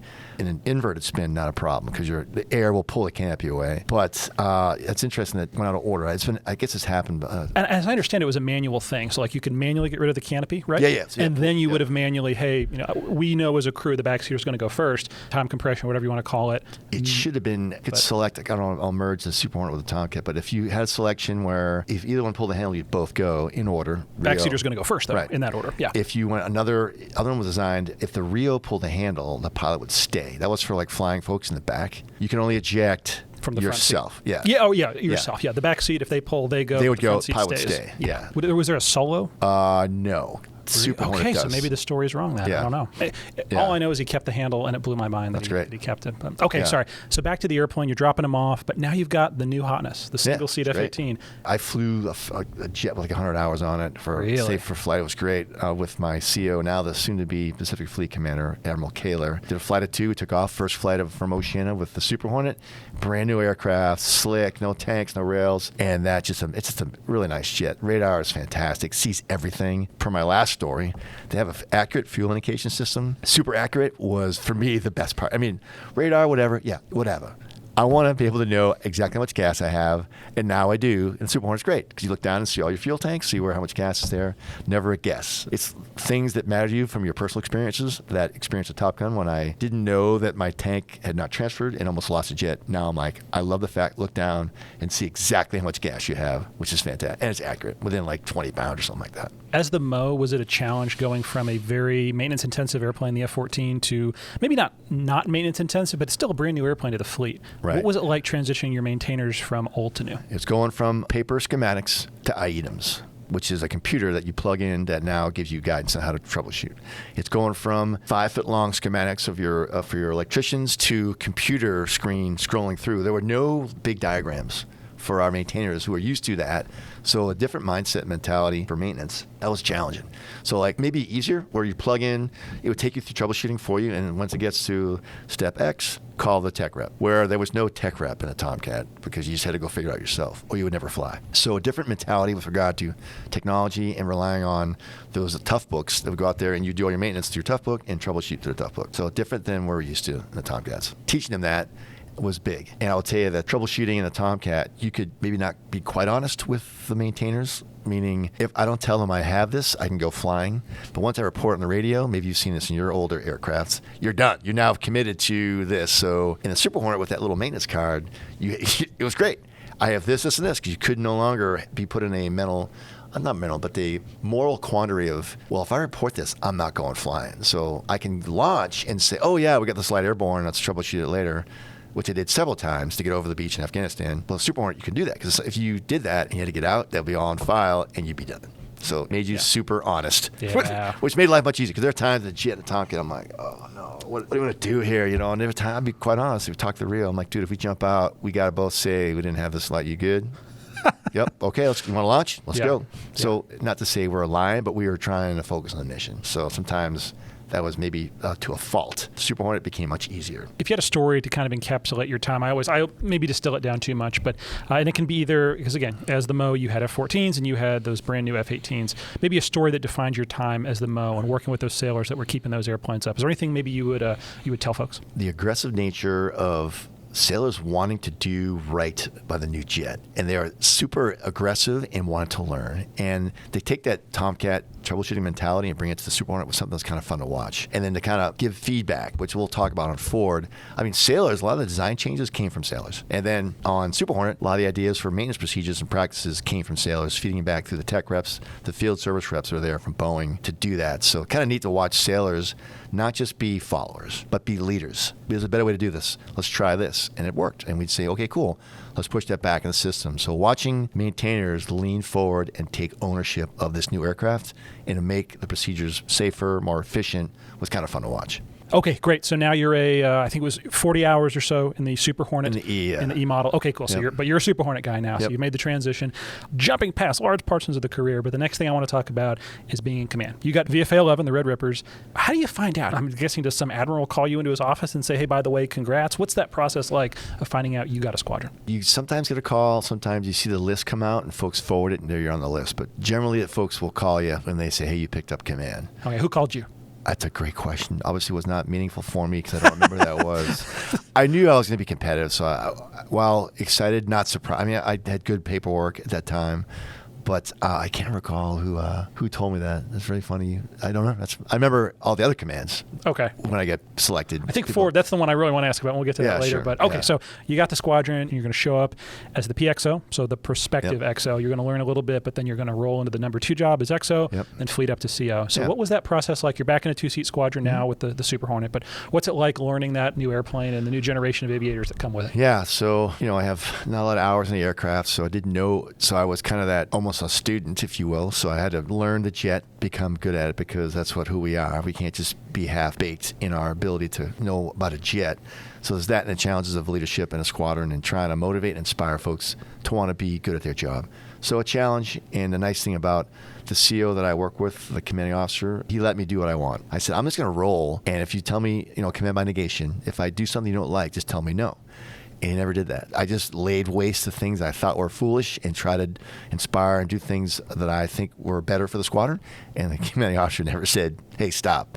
But I check with him occasionally. So it made it great. When I took over the squadron, I had nothing else to change. I already in my view, had changed the stuff I was working on already, and it was already in place. So a challenge of that command position, it's a different world. You're now the guy that they look to. You're like, wow, what do you want to do, Skipper? Like, that. And that's amazing now that no longer as a department head, you're now the one who makes decisions and working with a senior leadership and just doing higher level stuff. Very challenging, very rewarding. What's that mental transition like that now you are the boss and now when people speak, it's not just a suggestion, like when you say something, that's what's going to happen. Is it an easy process or is it kind of you look over your shoulder and go, holy crap, I'm the man? I would say I try not to make decisions in a vacuum. I would try to bring in the XO and the command master chief. So it wasn't like I was, shooting from the hip. So that was good to make sure that stuff that I would collaborate as required when needed to make a decision on my own, I would just go for it. But I would definitely try to be more of a collaboration. Here's what I'm thinking, XO, what am I missing here? What blind spots do I have? And especially Command Master Chief, hey, what's the impact on sailors? Make sure I'm not missing something. So when I would make a decision, it was very rarely in a vacuum. It was always someone else involved to ensure that what I was doing, that something was safe and reasonable. And by the way, what's the story behind the Red Rippers? I've always wondered that legacy or that lineage. Ooh, any idea where it comes from? Not to put you on the spot. Oh, you're totally on the spot. It's fine. Been around since 1927. The name escapes me. It's a lion, I remember, right? Nope. It's like Gordon's Gin Boar's Head. Been around since 1927. Called something else back then. I can't recall the first squadron name. But that Gordon's Gin Boar's Head's been around since 1927. It's a really funny letter on the wall of the ready room that basically says, from the squadron CO, hey, Gordon's Gin Corporation, do you mind if we use your boar's head for our tail flash in the 50s? And the letter is on the ready room wall. Is from the president of Gordon's Gin. Basically, not only yes, but hell yes, and here's a case of gin to drink on my behalf. So approval from the CEO at that time, the 50s, to proceed with the Gordon's Gin Boar's Head on the jet, and still there to this day. And that's why the squadron drink is warm Gordon's Gin. Can't be cold, has to be warm, and it's rough. warm gin is hard to consume, but again, the Heritage Naval, you would never know these stories if you didn't ask. That's awesome. Okay, so I think, again, one of the really cool things on the VFA side of the world, when you show up as a new guy, finish the FRS, you're going to fly with the skipper. That's generally the tradition I've heard, is not in the same airplane necessarily, right? But on his wing or whatever. Yeah, on his wing, he wants to learn about the new guy. Obviously, you've had plenty of times to learn as a leader, all the way through, all the way up to the being CO.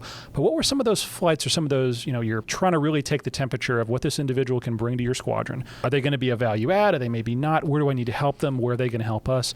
What's that relationship like with the new junior officers and those pilots? And on the flip side, I'm wondering, if I'm the new guy showing up, what do I need to bring to a squadron to succeed? Or maybe what do I need to leave behind that maybe I should have outgrown by that point? I think when folks would check in with me, I would tell them the basics. So good join-ups, fly good form, and sound good on the radio. That's it.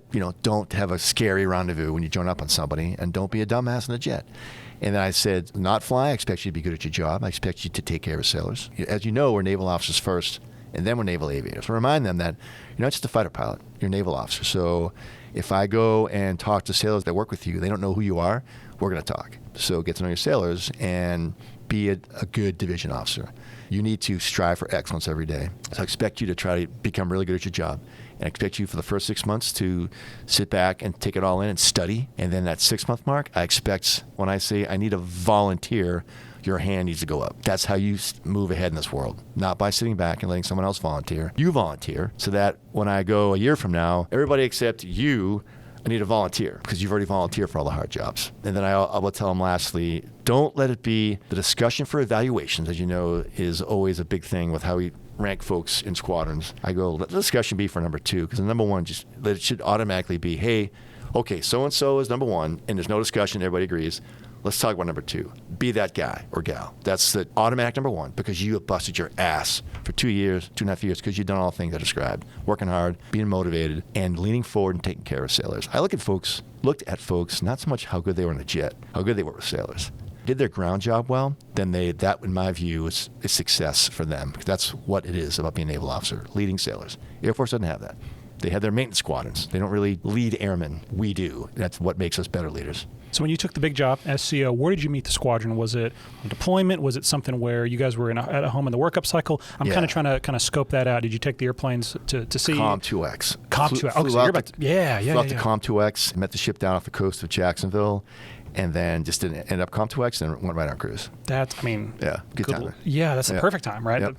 Theoretically, someone else has done a lot of that hard work to get them ready, and now you're going to take them to war. Just go execute. Yeah. Okay, where did you guys go in the world? It was just the Gulf. We did what? Let me think. Yeah.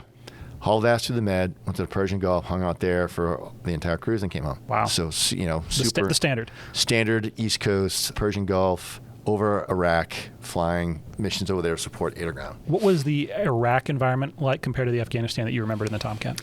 More civilians, bigger population areas, more ground forces there, and a lot more command and control, and a lot of giant air bases with U.S. forces everywhere. So places you could go land if you had a gas issue. You could land at various bases. I can't recall the names now, but definitely, this is like we had all these, hundreds of thousands of U.S. servicemen on deck in Iraq, and that was a different experience than I'd seen in the past. Any memorable flights, weather, emergencies, anything that kind of stuck out to you from that time? No, I didn't even. I think I dropped a laser MAV, but it was just like it's called a morale drop. The Air Force would give you a target to hit and just go hit it because they were just bored and just trying to keep your morale up. They call it literally morale drop. And you say a laser MAV, so a laser guided Maverick missile. Yeah, laser guided Maverick, and it was just basically, it was a waste of munition, but they directed us to drop it because they wanted us. Hey, the Navy's still playing. It was not good, but we did it. And then I just lousy weather just a couple times. In the goo, tanking, low on gas, and just scared because of just how low on gas you get, and then just tanking off the KC-135, also called Iron Maiden. Really challenging thing to tank off of. Why is it more challenging than the KC-10? I've heard the phrase used before. The KC-10 is it feels like a 2-mile long hose, and you get in there, it's like being in a sofa at your house. It's just a big plane. It's a centerline drill, goes out like 50 feet. You hit it, it's so soft. You get in there and you get your gas and you go away. The Iron Maiden is a 6-foot hose that's super rigid. If you're not careful, you could rip your probe off or rip the basket off, and now you're doubly screwed because you can't put your probe in and you have to carry the basket back to the ship.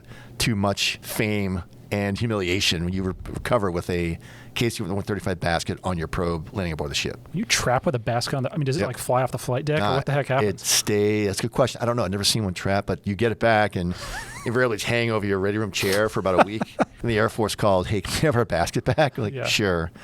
But it's called Iron Maiden. It is probably the most scared I've been in a jet because you get really low on gas in Afghanistan in particular. And if you rip your probe off, northern Afghanistan in those days, you had nowhere to go. You could go into one of the stands up north. So we were super low on gas a couple times. And it's 8 minutes of sheer agony at night in lousy weather, in turbulence, hoping and flying your butt off, sweating, not trying to lose your probe 1,000 miles from the ship. So there are times when friends of mine ripped their probe off or brought the basket back, but never lost a jet to that. But that's definitely, when you would go look at the ATO, the first thing to look for, tanking aircraft, what are they? KC-10, KC-10, like, yes! And that was something you wanted because the KC-135 was a challenge to tank off. So as those airplanes go to the desert and are parked forever, Naval Aviators cry out as one. Yes. But it has to be, basically, a 6-foot hose. You have about maybe a 3-foot by 3-foot window to keep the basket going 300 miles an hour at night, no moon, get vertigo, and in turbulence. Those times you're like, wow, this is rough. When you talk about that rejoin, I'm guessing we talk about in the weather. You're in IMC. You're in the clouds, in and out. Because is it just you lock the jet up on radar and you slowly just count down on DME as you get closer? They would generally find clear air, but once in a while, they couldn't, obviously, if the weather gets a vote, they would inadvertently fly into weather, and you could fly foam off them in the goo, but just rough. It's like, and I remember on a wing of the KC-135, the lights are full bright flashing, and I felt like we were knife edge, the vertigo. I felt like I was looking up at them above me and just had to convince myself, okay, just stay, keep flying forward, because your body responds unnaturally to that. So we asked them, hey, can you turn your lights down? Can you find some clear air? Because I get vertigo over here in your left wing. And they want that to stop because you don't want them to collide. So there are definitely times when, like, wow, this is rough. This is earning a paycheck on a 135 at night in lousy weather is something that every naval aviator talks about. And you come off that tanker, you're like, okay, all I have left tonight is a night trap. My life is so much better right now. Just a night trap. Yeah. That's incredible. Ship, yeah. I like to often kind of find the corners, and I think folks would say in many cases command is the pinnacle. It's just the greatest. Absolutely. It's what you're aspiring to do your time as a naval aviator, naval officer. Yes. A highest high, lowest low. Are there corners of your time and we can include the time as XO in there as well if we have to, but things that you look back on and think that was the defining moment, both, again, highest high, lowest low. Day one, you check into a squadron. If it's done right, you want to be that guy or gal I remember from day one, I checked into VF-24. I'm like, I want to be that guy someday. So you're always aspiring to get to that command role. Was step one. And then the highs and lows. For me, the highs, being CO, and our squadron did really well during SFARP. Our preparation for workups, we did air-to-air training.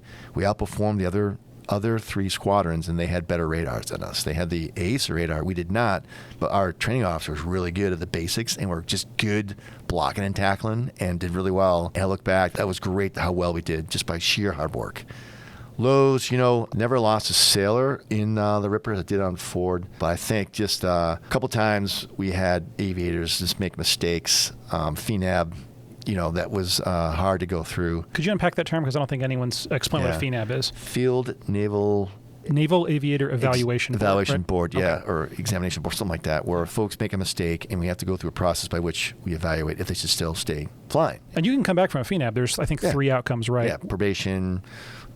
Go away, probation, 6 months, back to flying, but continue flying, or you're done. Yeah. In so many words. Wear your wings, but you're never going to fly again. Lose your wings and never fly again. Continue back. So I look back, that whole process was tough, and I made mistakes along the way, and just owning it. They did something that was not unsafe, but probably not the right decision, and I tried to own that. Like, how did I fail? Let me phrase that. I didn't at the time think about that. I was looking to point to them. Why did you do that?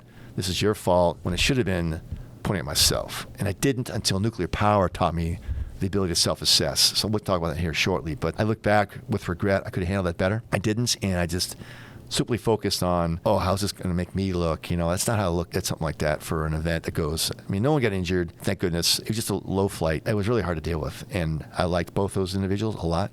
And to go through that with them was very tough. But they both got back to flying and moved on uninhibited, but it was just tough to go through that with folks like that.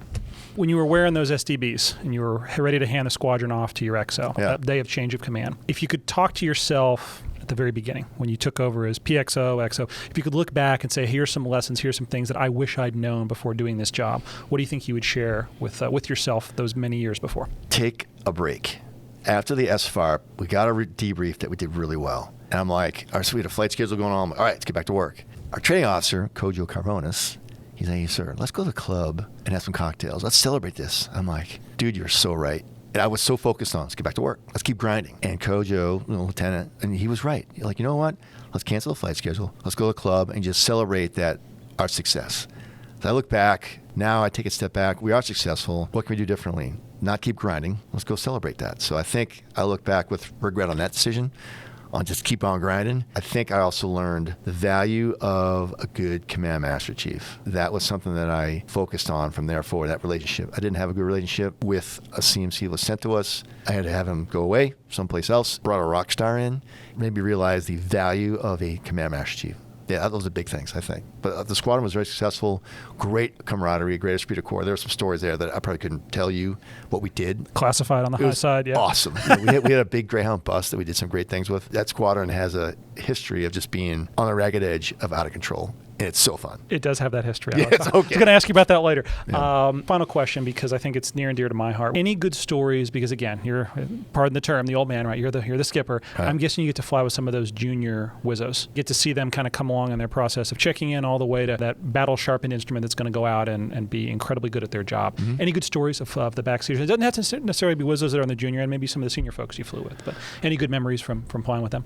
Yes. I think about early days of Afghanistan, just flying with individuals, and like just early on, you're kind of living in their cockpit, and then over time, you're getting out of their cockpit, and it's so fun to see. And then watching folks that you've flown with eventually get to the point where they're briefing, leading flights, you're like, that's a guy that was, a gal 6 months ago couldn't find their own ass in the ship. Now they're leading flights and debriefing and briefing. So no real specific details for a flight that sticks out for me, but I do know that watching folks progress through that very clear and structured air combat training continuum that every squadron has, to watch them go through that and be successful and then go on to be commanding officers of squadrons, go to Top Gun. It's just fun to watch that and follow them from afar and know that they started with you and your squadron and became better because of the team that we put together. You triggered a memory, so I want to ask. You said sending them to Top Gun. Did you get the opportunity as skipper to send folks to go to Top Gun? The rules changed. You apply when you're in your first fleet tour, so your second tour would be when you'd go. So you would not, in the old days, you'd go from the squadron off to Top Gun, then come back. Now, as you wrap up your first tour, you apply. But certainly wrote recommendations. That's what I was going to say. Yeah, you've got to give them your blessing to send them there. Yeah, and Kojo Carbonis, our training officer, was such a stud. He could get with a whiteboard and a whiteboard marker. He could teach anybody. He would go for hours just with his whiteboard talking about radar mechanics and how to be good in a jet. And we all soaked it all up. He made a squadron of folks who wanted to be him. I think 10 folks from our squadron went to Top Gun. I mean, it's amazing how many folks went, and because they all wanted to be Kojo. And I look back with, you talk about releasing control and giving up authority. I'm like, Kojo, dude, what do you want to do? Let's do it. You were on the training. I'm not going to give any inputs. Just tell us what you want to do, and we'll do it. And we did. And because of his leadership and guidance, we became very successful. And then he made 10 people, maybe even more, want to be him. And they went on to do great things in the Navy as Top Gun trained students and sometimes instructors at Top Gun. I think it's easy to be a micromanager and to try to think, well, if I control everything, if I put my fingers in every single pie, I've got it. And yet it's so much more empowering, like you said, to inspire people. And then you have to hold the reins back on them and say, actually, no, great job. Actually, no, we need to maybe spend a little emphasis somewhere else. Love where your head's at. It's a hard place to get to, but man, I imagine it's got to be the best feeling in the world. So that's great that you had that experience. Just I let someone who you trust run with it, and we did, and we were successful because of that decision to let them roll. Okay, again, holding the button down, fast forwarding through a lot. I want to talk about Navy nuclear power training. What the heck is it like to be selected for it? Because if you're, let's think, so on the surface side, it's just going to be a CVN, just going to be a nuclear powered aircraft carrier. On the sub side, there's obviously a totally different world that we can't talk about. But you're going to go on to command a carrier if you start in that process. But there's no guarantee, right? You don't necessarily. I'm jumping through a lot and asking a lot of questions here, but what's it like getting picked for it? You know what the end state is. You want to be the commanding officer of a nuclear aircraft carrier, but what's it like? So it's a significant change in career path that is a discussion that has to be had with your spouse, because nuke school is challenging, and then being XO of an aircraft carrier, commanding officer of a deep draft vessel like an amphib, and then commanding officer of an aircraft carrier, if you're privileged to get selected to be one, those are hard jobs, long hours, shipyard, time away deployed, and then just you're busy. So that decision was made by Sarah, my wife, to let's do it. And we decided that we could do this. So that's step one, get your spouse on board. just because she knows there's a lot of pain will be sucked, and we'll suck it together. But then, yeah, nuke school, when you get selected, it's like, I remember getting the phone call, and I'm like, what have I just done? I put a letter, and I said, I want to be picked for this. And I got the phone call that you've been selected, and I just go, holy crap. What have I done?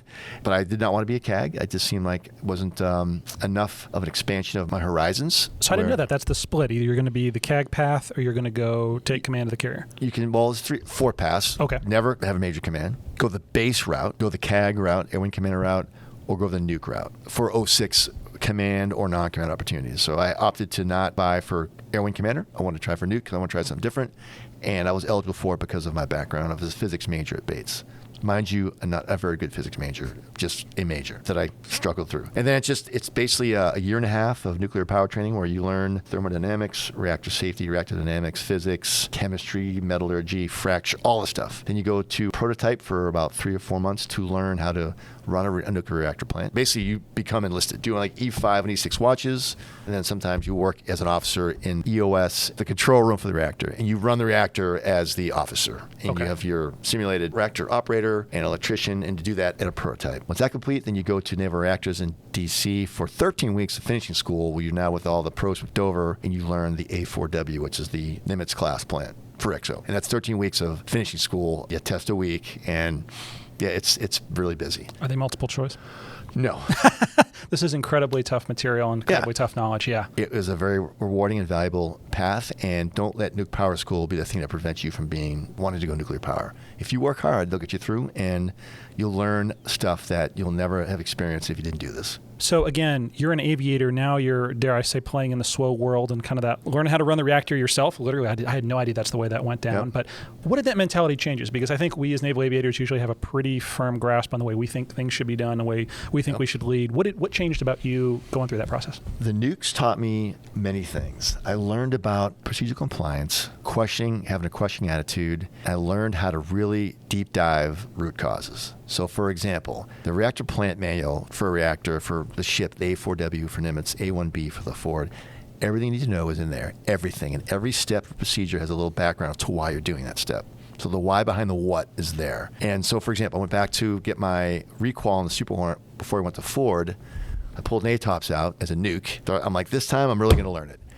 I was underwhelmed by how bad NATOPS was compared to what I was used to in nuclear power. And I started asking questions like, hey, why is this drawing drawn this way? Why this? Oh, we're not sure. It was just very interesting to be nuclear trained and to go back to flying and realize just how much we don't know in naval aviation. We know a lot, but not like the nukes. So that's something that I really learned. I attack problems differently. Root cause analysis, the skin level deep analysis is not acceptable in nuclear power. And they're big understanders of culture. Culture is what they look to see what causes an incident. How was the culture in that work center? What was the culture created by the CEO, the reactor officer? So they're very big cultural awareness folks and what drives mistakes, not because of someone failed, because someone failed them. And how do we not have that happen? Because there's no mistakes in nuclear power. We self-regulate with no interference from civilians. And the second we lose that, we are done as a fighting force. So we cannot have any mistakes. There are little ones here and there. We can't have major mistakes in nuclear power. So we work every day for excellence and perfection, and we get it every day. After all that training, after all that knowledge, now you're going to go be the XO, big XO on a carrier. CVN 68, right? Yep. What the heck was that like? Obviously a jump in scale from 200 sailors to now 3,000. But I look back, each job in nuclear power, and to your earlier question, you're guaranteed through your deep draft command. That's something you screen for when you are picked for nuke. XO guaranteed, and then providing some crazy issue, you're going to be a commanding officer of a conventionally powered ship. Aircraft Carrier Command, you got to screen for. So pretty much your major command is a done deal. So but being XO to go to the ship, to know the reactor plant really well, because you just did a year and a half of training for that, and then know how to fly off a flight deck, what a flight deck's about. Everything else, no clue. So driving ships, maybe a little bit of training in how to drive a ship, navigation, but now it was just OJT. So learning about supply, weapons, first lieutenant, quartermaster, ship driving, all the stuff that is just something you don't deal with in naval aviation. I learned that over 2 years because the pressure's on. So you better learn that stuff. So that's a very challenging job, but the funnest job I've had was XO and Nimitz because I really had no responsibility. I just was running the ship for the captain. working with 18 heads of department and just tearing it up. Really fun job. I had a lot of fun and made sure the crew knew that, and I did my best to make sure that they knew that it was important for me for them to have fun as well. Makes sense. During your time there, what did you guys do with the ship? I'm guessing you weren't just, it wasn't like long-term carrier reactor overhaul. You weren't in the yards. You were out doing stuff, right? What was that process like? Met the ship on a cruise. We cruised from Bremerton to the Indian Ocean to Persian Gulf and then to the Red Sea for the Syrian chemical weapon crisis back in 2013. And then VCNO cut us some slack and let us go get a port call in the Med. So all the way from Bremerton all the way to Naples. And then there were no Liberty incidents to be had, I'm sure. Nothing reportable. That was the goal. I would tell sailors, look, go out and get, if you get drunk, that's your choice. I just ask you come back under your own power. Don't get in a fight with security, both the national people and your own security folks. If you do that, we have no issues. We can't have you, carried back, and we have folks to take care of you. But just don't get in a fight and just don't be passed out, because we're worried about you. So that's something that. But as far as no incidents, and I'm proud of the fact that we had that. We worked hard to make sure that didn't happen. I'm sure you did. But yeah, as far as the job, great job, and just learning to scale to a bigger group. And then my thing was just, look, I can't run your department. I look at myself as an Air Wing commander. You're running a squadron. Run a squadron. Call me if you need help. And just go. Just roll. You know what the mission is. Make it happen. If you need a tiebreaker, I can be your tiebreaker. Or if you want a question, ask me. But I'm not going to run your stuff because I don't know your stuff. Teach me, but just go. Don't wait for me. At some point in there, while you're on the ship, you guys had a little bit of interaction with the F-35. And I say a little bit, the first interaction with F-35C on the boat, right? Yep. What the heck was it like? First trap of the F-35 underway was on Nimitz, and we did 6 weeks underway. It was very interesting to see that aircraft, all the years of talk about the F-35, and there it was, in the pattern, doing these crazy approaches as test pilots, and to see how stable it was in the ball. It was the first look ahead at precision landing mode of the F-35, which eventually would migrate to the Super Hornet. But these unbelievable approaches that these guys, I'm like, no way he's going to make it. And they would just do this amazing recovery and land. They could land aboard a ship with their hands off the controls. It's that stable. I've seen video of them coming aboard, test pilots, crossing the ramp with their hands up because the jet is so stable with this new landing mode called precision landing mode. I'm guessing these VX-23 pilots, I'm guessing you guys were off the East Coast here, and there's guys out of Pax River? Oh, I can't remember. I think, yes, and there was some civilian pilots as well. But I think these are all VX-23 guys. Yeah, okay. Don't quote me on that. It's been a while. No, you're good. So I'm guessing you guys are in your carrier box. They're going to launch out of Pax River. Yeah. I'm guessing they're going to work up to it, too. So that first pass, maybe a touch and go or two. Yeah, we're West Coast, so it was basically down to San Diego. They flew out of... Oh, really? So they flew all the way west? Oh, yeah. There's a whole process and procedure checklist. Working up to it. Touch and goes and all that. And then, first trap, I was on a flight deck to watch. I was banking on a 2-wire for some reason. It was my bet. And he skipped the 2, went to the 3. So technically, my prediction was correct. But great underway. And also on that underway, we got to do circadian watch bill study was done on Nimitz during this time. Because we weren't flying a lot, and we had ability to do a study to see the right way to do watches. And that is what came of the circadian watch bill that you see now, that's standard on ships, was from studies done by Nimitz during this time frame. So that's a whole other discussion. But I was really proud that our team put that together, and we gave data to maybe a postgraduate school to put stuff together to create a better watch bill for SWOs. Doesn't have them going to sleep a different time every night. Every night you go to bed at the same time. That's how you preserve circadian rhythm and maximize your efficiency. You mentioned when you're done with your job as XO, next thing you're big air quotes, right? You're guaranteed is you're going to be that deep draft. So it's some kind of a conventionally powered ship. In your case, you went to an LPD. So what was the LPD you went to? What's that process like when they call you? Like how do you find out where you're going next, and where do you go next? New for years. I was going there. You have to take off your Naval Aviator hat, jump to the surface warfare officer world. So you get trained up and go to schools for how to be a leader in that community, navigation tests, and a test to be the captain. You got to pass the test, mission qualification examination, and then just seeing a new world of working with the SWOs, a different perspective. I learned a lot from them, both a lot of goods, a lot of others, but I did appreciate the time there. And again, to fly into a ship, I met it on deployment. This is a theme. You do this a lot. Yeah, and I knew nothing about that ship. It was conventionally powered by 4 turbocharged diesel engines, and amphibious ops, so just thinking, no clue about anything now on the ship except how to be a leader and how to drive a ship. And that's something that I relied on. That was just, I don't know much about this, but I'll be humble But the basics of leadership still apply, and that was something that helped us be successful on deployment. Where in the world did you meet them on deployment? And I say them, LPD 23, right? Anchorage, USS Anchorage. Yep. Brand new ship, first time on deployment. That was kind of cool. Really? You know, pulled into a bunch of cool ports. Brunei, Duqm a bunch of times. Aqaba, Eilat was neat. So pretty cool port calls for a ship of that type. I've never been to those ports because the carrier can't go to a lot of those places. But it was a really fun cruise, and we came back right in the shipyard. So 9 months. It happens. So, yeah, it's welcome to life as a ship captain. And just for those that aren't familiar with the LPD, and I say that as one who is on an LPD now and was not familiar before I got here as well, what's kind of the flexibility? Why is it such a valuable part of the ARGMU and doing that expeditionary warfare? Brand new design, and talking to the folks that do this for a living, they love the LPD design. Great command and control suite, a lot of great places to run radios and comm networks. Very flexible flight deck, bigger flight deck, which you commented on. It's a amphib, so it's shallower hulls. You can go to shallower water, and it's a very capable ship. So a lot of stuff that folks like about that. A well deck as well, so you can have the LCACs or the smaller LCUs. LCUs, yep, that's the one. So yeah, we carry 4 main battle tanks, about 800 Marines, all their gear, supply. I mean, just packed full of Marine gear. So yeah, an amphib is where the stern gate comes down. We kind of sink the ship a little bit, and the Marines float the gear out the back. So a pretty versatile ship on many levels. Special Forces guys love it, Special Ops dudes love it, and gals, and the Marines love it. So it's a great vessel that is versatile and multiple capabilities. Very nice. It's really, you'll like your time on there. I bet you'll enjoy it. I'm excited. Okay, so before we get to what I'm super excited to talk about, the Ford, you spent about a year doing something else really, really exciting that I think I've seen and loved and treasured. I think everyone else has as well, and that's the movie Top Gun Maverick. Yeah. I saw the little point on your bio about it, and I have so many questions. So I'm hoping maybe you could kind of describe why were you picked to be part of that project and what it was like. Yeah, I want you to think that I was picked because I was the best person in the Navy to do that. It was a worldwide search for the right 06 to be the first advisor to that movie. But F-14 guy, obviously, Super Hornet guy. Yeah. I mean, Maverick. Wicked, smart, obviously. The hair, But the reality was that they wanted to find a carrier experienced aviator who had Tomcat experience and Super Hornet experience that wasn't doing anything much at that time. And that was me at N7, head of aircraft carrier training at Commander Naval Air Forces. So by default, I got the phone call.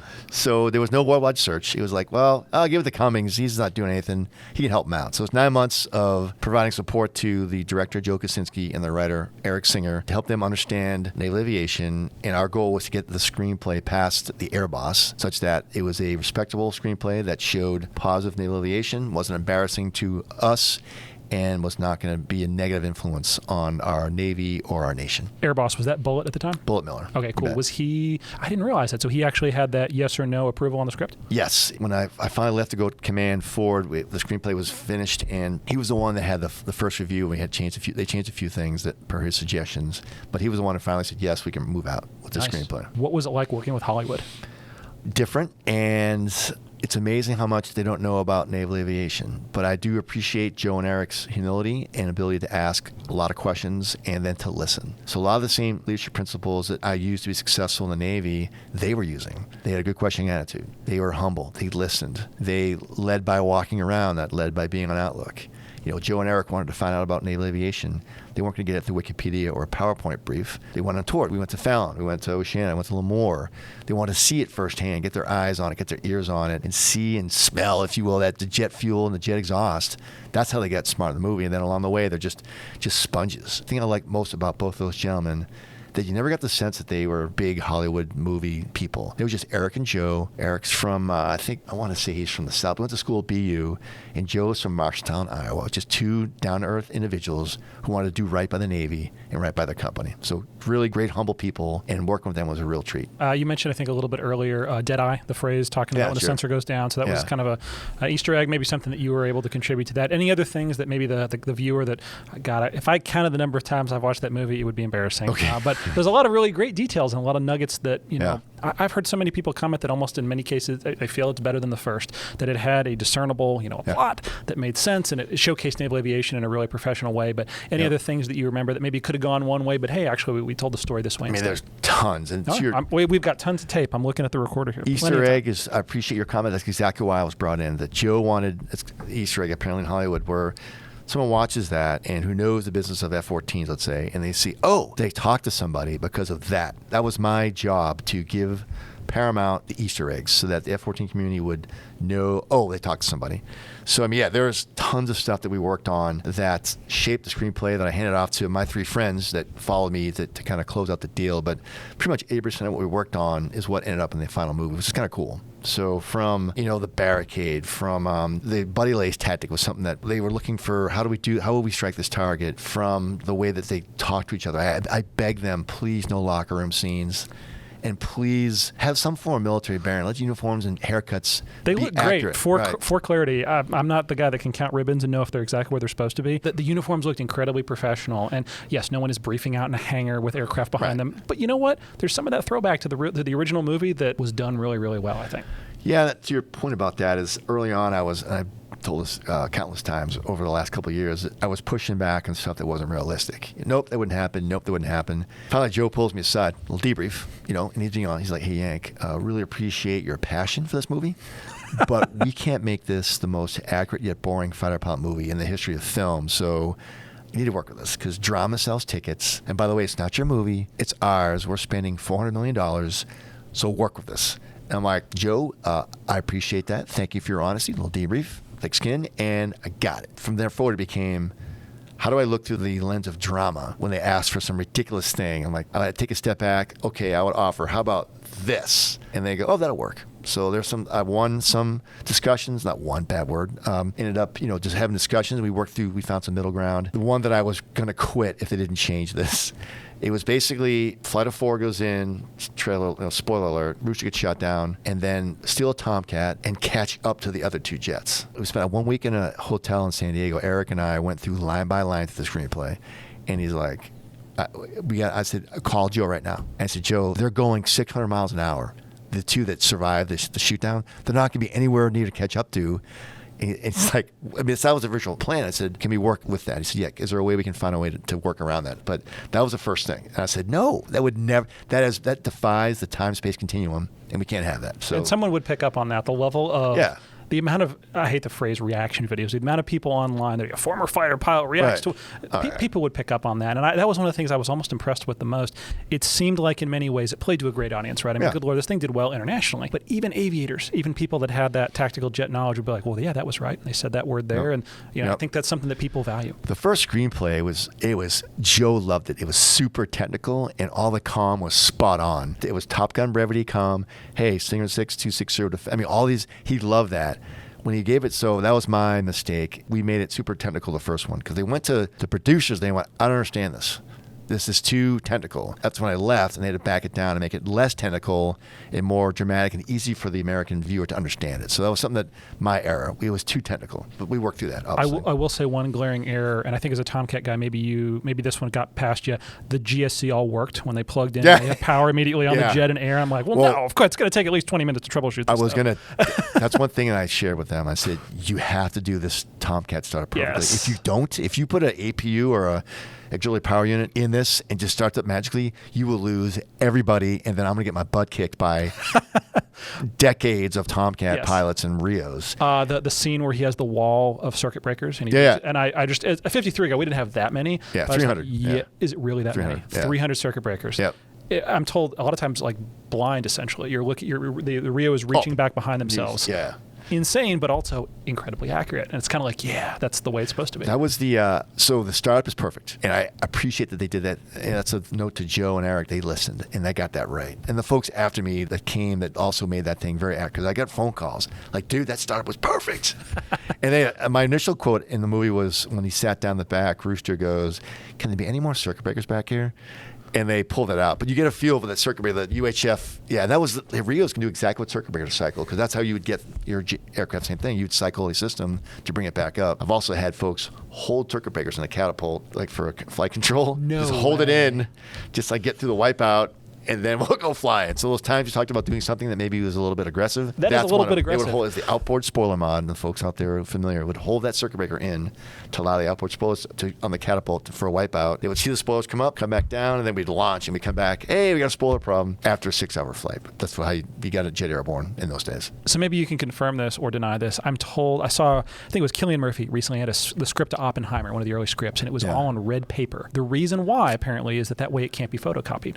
And the reason I mention is I'm told there's a lot of secrecy and like. Oh yeah. What was it like? I'm not guessing this is not like on the security clearance side of the way we operate in the Navy, but was there a lot of hushed tones and everyone wanted details on this movie? Everyone wanted to know. Was it something that the producers made it very clear? Hey, this is a you and us conversation, and we want to keep it special until it comes out and the world can share in the joy of the movie. Or what was that process like? I never signed an NDA ever. Oh wow. Which is Good thing we're talking about that now then. Right. There's never any red paper, and it was all Eric's computer back and forth. Of course, password protected. Yeah, that was it. Wow. Nothing more than that. And then I was worried about. We went to Fallon, Nevada. Oh, they told me, hey, don't tell anybody you're going. I took them to the ship for a night to show operation, and like, don't tell anyone what you're doing. I'm like, okay, I'll try. But we went to Fallon with Joe and Eric, and they were talking about the screenplay and all that. And then Eric looks at Joe, hey, can I tell him the big plot kicker? The seal on Tomcat? And I'm like, okay, here we go. Joe goes, go for it. I was kind of worried. I'm like, these are all these like 10 Top Gun dudes hanging around at Air Wing Fallon. They kind of started laughing. This could be rough. So he reveals the plan. It was basically Bob Hoover. If you Google that, is a guy that stole a Fokker and flew out World War II. Yeah, World War II. And flew back to That's his story, basically. Yeah. Eric reveals a plan. He's still a Tomcat. And they're like, that is awesome. They all were like clapping. And I'm going, okay, this is going to be all right. The hardcore naval aviators, the JOs, are on board with this plot theme, and obviously it worked, so it's kind of fun. It's a throwback that could not be avoided because, the Tomcat in many ways was what made the first movie. Bringing it back in a respectful way, in an awesome way, from, and it started XYZ threat nation. Yeah. We all know who's the only other operator of that airplane, but it was really, really well done. And they started the first time, which is a rarity. I was going to say, how many times did you experience that? Yeah, sometimes. Well, it's like, it's like a jet. If you flew it a lot, it was warm and used a lot, it would start. After a long weekend, forget it. That first launch is going to be bloody. That's the reason why we'd hot refuel the helicopter, right? Shut it down. It's going to be... Something's going to break. Exactly. Yeah. Okay, so when the movie hit the streets, where were you? You were on Ford, right? Post-Ford. Post-Ford. So Joe called me up. Yank movie's coming out next month. And he goes, hey, when you go to the movie, 2 quotes came directly out of your mouth. When you see the movie, call me and tell me what they were. It was, I don't sail boats, Penny. I land on them. Fantastic, by the way. Yep. And then Bag of Ass was my other one. So. But I mean, obviously, other stuff I helped him with, but that was 2 quotes. So I actually, at the premiere in North Island, our oldest daughter, Mackenzie, came with me, and we were in the premiere, and I jumped up. That's my quote! And she was totally horrified. And then we went to the gas lamp a few hours later and saw it with all the red carpet roll out. It was like maybe 6 or 7 of us in uniform total amongst the 1,000 people there. And then that was kind of cool. But Mackenzie quickly pointed out that in the credits, I'm there with my other 3 friends that made the movie what it was. They came after me. We all worked together on that. And then Mackenzie pointed out quickly that, hey, Dad, in the credits, you're below the head chef and the head dog trainer. You're not that big of a deal. And she's right. So she pointed out very quickly. Was there even a dog in the movie? He had laid there. So, I mean, the dog trainer got a credit, and the dog just laid there for, it's like a second. So I'm below that guy. That's fantastic. So great. But it was a very fun experience, and Mackenzie and I were laughing for a few moments there. We're only a few people in the world that's seen Top Gun Maverick twice in one day. So for a few minutes, we're like, we are on it. And just, we typical naval aviator in uniform, we just blew past security and snuck into the VIP party. They didn't really question me because I was in uniform. And we went in there and hung out all night with the movie stars and had a couple glasses of wine and just laugh about that to this day. So very fun experience. Got to meet a lot of neat people that night, and it was very fun. A good friend of mine is a law enforcement officer, and one of the things he's really, really wise in many ways, but one of the things he's pointed out to me is that a lot of times people have misimpressions about his profession, and they usually come from TV or movies. Right. I would also argue with the military, right? People think of maybe Black Hawk Down or I'll quote, the first Top Gun, right? I think it's really a great job, you all, and it's not just ever one person, right? That team that everyone made those inputs. You guys cared very much, and I think cared about the legacy and did it really well. So first off, I want to say thank you because other folks will look at that, and it had a high bar, right? Like if it had been a flop, it would have been done for so many reasons, and a tremendous amount of money, right? And the prestige of naval aviation, but it wasn't. I think it's a movie, right? It's not, as I jokingly call it, a documentary. It's not a documentary. It's a movie. But I think it made naval aviation look good, and I think people will enjoy it for many years to come. So thanks for working hard on that and being part of that team, among many other folks that did. Great experience, and so lucky, right place, right time. And I appreciate the fact that Joe and Paramount listened. That's the key, too, because they could have done their own thing. Could have made it Iron Eagle, which would have been awful, but they chose not to. So they listened. That's something that's a takeaway from the leadership aspect. When folks listen and actually take input and don't make decisions in a vacuum, then good things happen. So that's a classic example. They could have totally disregarded a lot of what we said, but they didn't. They listened to us, and the movie became something that was really fun to watch and a really nice piece of work. So happy to have been part of that team and super privileged, but it's just kind of cool. It's forever. My name's on that, attached to that, and that's kind of cool. So back from maybe Hollywood world to the real world. When did you find out you were going to Ford? Found out when I was on staff at the Commander Naval Air Forces Pacific staff as the head of aircraft carrier training. Admiral Shoemaker called me and said I'd screened. So pretty cool to hear that. Like, this is what the gold ring of the nuclear power program. It's a 10 to 11 year process from selection of nuclear power school to completion of your command tour. So it's the last step in this wicked leadership and challenging journey. And to get that phone call that you're going to be in charge of a 1,000-foot vessel, 3,000 people, and 2 nuclear reactors and drag those things around the world, that's pretty cool. And then originally going to Stennis, and then I got reslated to Ford. So I was originally very angry because Stennis was going to go on a cruise, but they got rerouted to Ford for a variety of reasons. But now I look back, that was the best thing ever to go there. There was a lot of shipyard time. 15 months in the shipyard when I showed up, got out of the shipyard, validated a lot of technology, and got a lot of underway time off the coast of North Carolina, but proved to the sailors and the world this thing's going to work. And just reported back from cruise last month. And she works. It works. Yeah. It works great. Still some stuff to work out, but the cruise went great for that ship. And I'm so glad that and proud of the crew that pulled that off. You talked about shipyard. So the ship was commissioned. She went from a PCU, pre-commissioning unit, to Yes. a USS Gerald R. Ford. And then when you took over command, like you said, went back into the yards. What was that yard period? What was that yard avail for? Closing out maintenance. Even after being commissioned, there's still things to be done. Came through sea trials with some things to work on, and this was to fix those things that they needed to work on. There's some big engineering issues that they sorted out, and then to continue to close out construction. As it would turn out, there would be shipyard workers on the Gerald R. Ford for my entire command tour. Even underway, they would be there working on spaces and doing things because they were behind, and we couldn't have them not work for a month, so they got to ride the ship and work and do maintenance and build while the ship was underway. Really? Has that been done before? Is that a common narrative? Not that I'm aware of. No, yeah, me neither. But we had to because we couldn't wait a month. They had to be out there. So basically, shipyard workers on board Gerald R. Ford for 2.5 years that I was there every day. Was the flight deck certified when you took the ship? Yes. Yeah, we had to go through aircraft compatibility testing, which allowed us to do now regular fleet operations. So that was the first thing we came out, got through sea trials. The next event was aircraft compatibility testing to prove that we could safely launch and recover a 4 or 5 jets. And they brought out each of those VX-23 came out to run their various E2, T-45, Super Hornet, Growler all came out there and did all kind of wind envelope testing to prove that it works. And we got through that. And once that was complete, then we could start doing carrier qualifications for those aircraft. Okay, so there's a lot of very unique technologies that are, again, first in class on Ford. Yep. One's the catapult. Yes. Tell me about the catapult. Nimitz class is basically a steam-powered system. Think a 20-ton, 300-foot double-barreled shotgun with the tubes being, I want to say 3 foot around. And when you fire the catapult, 600-pound steam is ported to the double-barreled shotgun, and it shoots the aircraft connected to the nose gear down the track, 300 feet. EMALs are 27 linear induction motors that are either side of the track. And basically, they do counter-rotating magnetic fields that magnetizes a piece of metal that's a 20-foot by 4-foot by 2-inch sheet of metal that becomes magnetized and is repelled down the catapult to get the desired end state for speed. So it's a completely different system. There's no need for steam to be ported from the reactor plant up to the flight deck. It's all electric. No dead loads in the morning. Nothing. Just literally fire up and go. Literally turnkey. That is incredible. You could do no loads, they call them, in port, fire it up and go.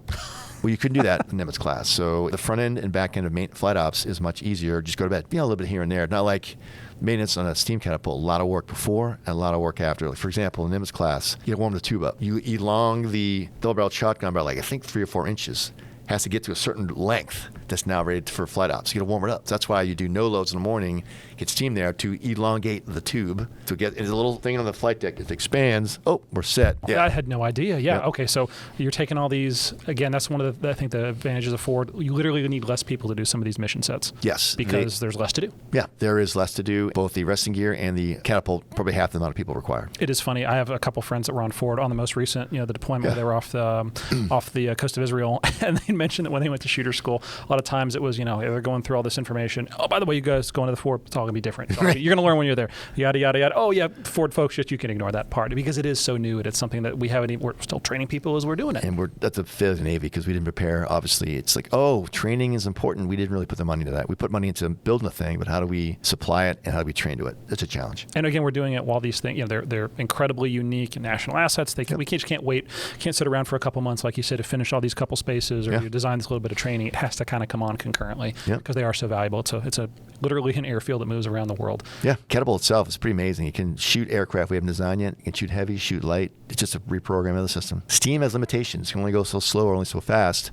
E-Miles does not. They put a 80,000-pound sled, got it to like 170 miles an hour for testing. It's pretty aggressive. So it's a very powerful system. And I'm guessing the lessons learned, and we'll talk about more of the technologies, but those are also being incorporated into Kennedy and some of the other, the new Enterprise that's coming on behind it. This is not just like occurring in a vacuum. These lessons are being passed on to the next ships in the class. And other countries are also looking at it. What other technologies? Again, the catapult is the first thing I think of, but there's plenty others that we can brag about. New arresting gear, different design completely. It's not just hydraulic powered, it's something else. It can catch heavy, catch light. It's a reprogram. There's less wires, right? There's 3 wires. Three wires, exactly. okay, not the 4. You have a bigger flight deck with the island further aft, so you can get more folks forward to the island. It's a more usable system. And then kind of neat is the in-deck flight refueling stations. So in Nimitz class, you take hoses from the deck edge and run them out to the fighter or the aircraft, let's say 100 feet away. Well, that takes 4 sailors to do that. And you now close down that path to the catapult because that hose is blocking that path. 4 class, you can park your jet, and there's 3 in-deck fueling stations along that fighter row there in front of the island. You can just pop the top right in. Does not close off. That's called the street. Gets the catapult. So it's kind of a small thing, but it's a big thing. So not having those hoses dragged across the flight deck to get to the aircraft to refuel is a big deal. So that's something that makes it more efficient. And then the dual band radar is, although it's a one and done, it's an amazing radar. There's no rotating system. It does everything. Air traffic control, shipboard self-defense, and surface search. One system, phased array, and it's pretty amazing. And then the reactor plant is completely different. It's half the amount of people to run it. It's amazing. I'll leave it at that. The way that we store our weapons is completely different. The elevators, I'm told, that whole design is very different as well. Advanced weapons elevators, twice as fast, twice as strong. And the way that the magazines are set up, the days of Nimitz class, you'd be loading weapons to the magazines or to the flight deck, you'd have to go through mess decks. So folks would stop eating to run bombs through. So 4 class, it's all designed to not do that. So there's no impact to the crew when we're getting weapons from the magazines up to be used. So it's all, the path is much smoother, and I think it's like 70% shorter than the path in Nimitz class. It's a better and more efficient path to get bombs to the flight deck. Would have never thought that bombs are going through galleys on the way up to the flight deck. Yep. That's incredible. Drag them through eating areas. Yeah. Wow. Again, we talk about the machinery, and that's incredible, right? But the people as well. You have a crew that has never been on a 4-class carrier because there isn't one. This is the first in class, right? Mm-hmm. What was it like? We talked about off the coast of North Carolina, learning. We jokingly say building the airplane while we're flying it.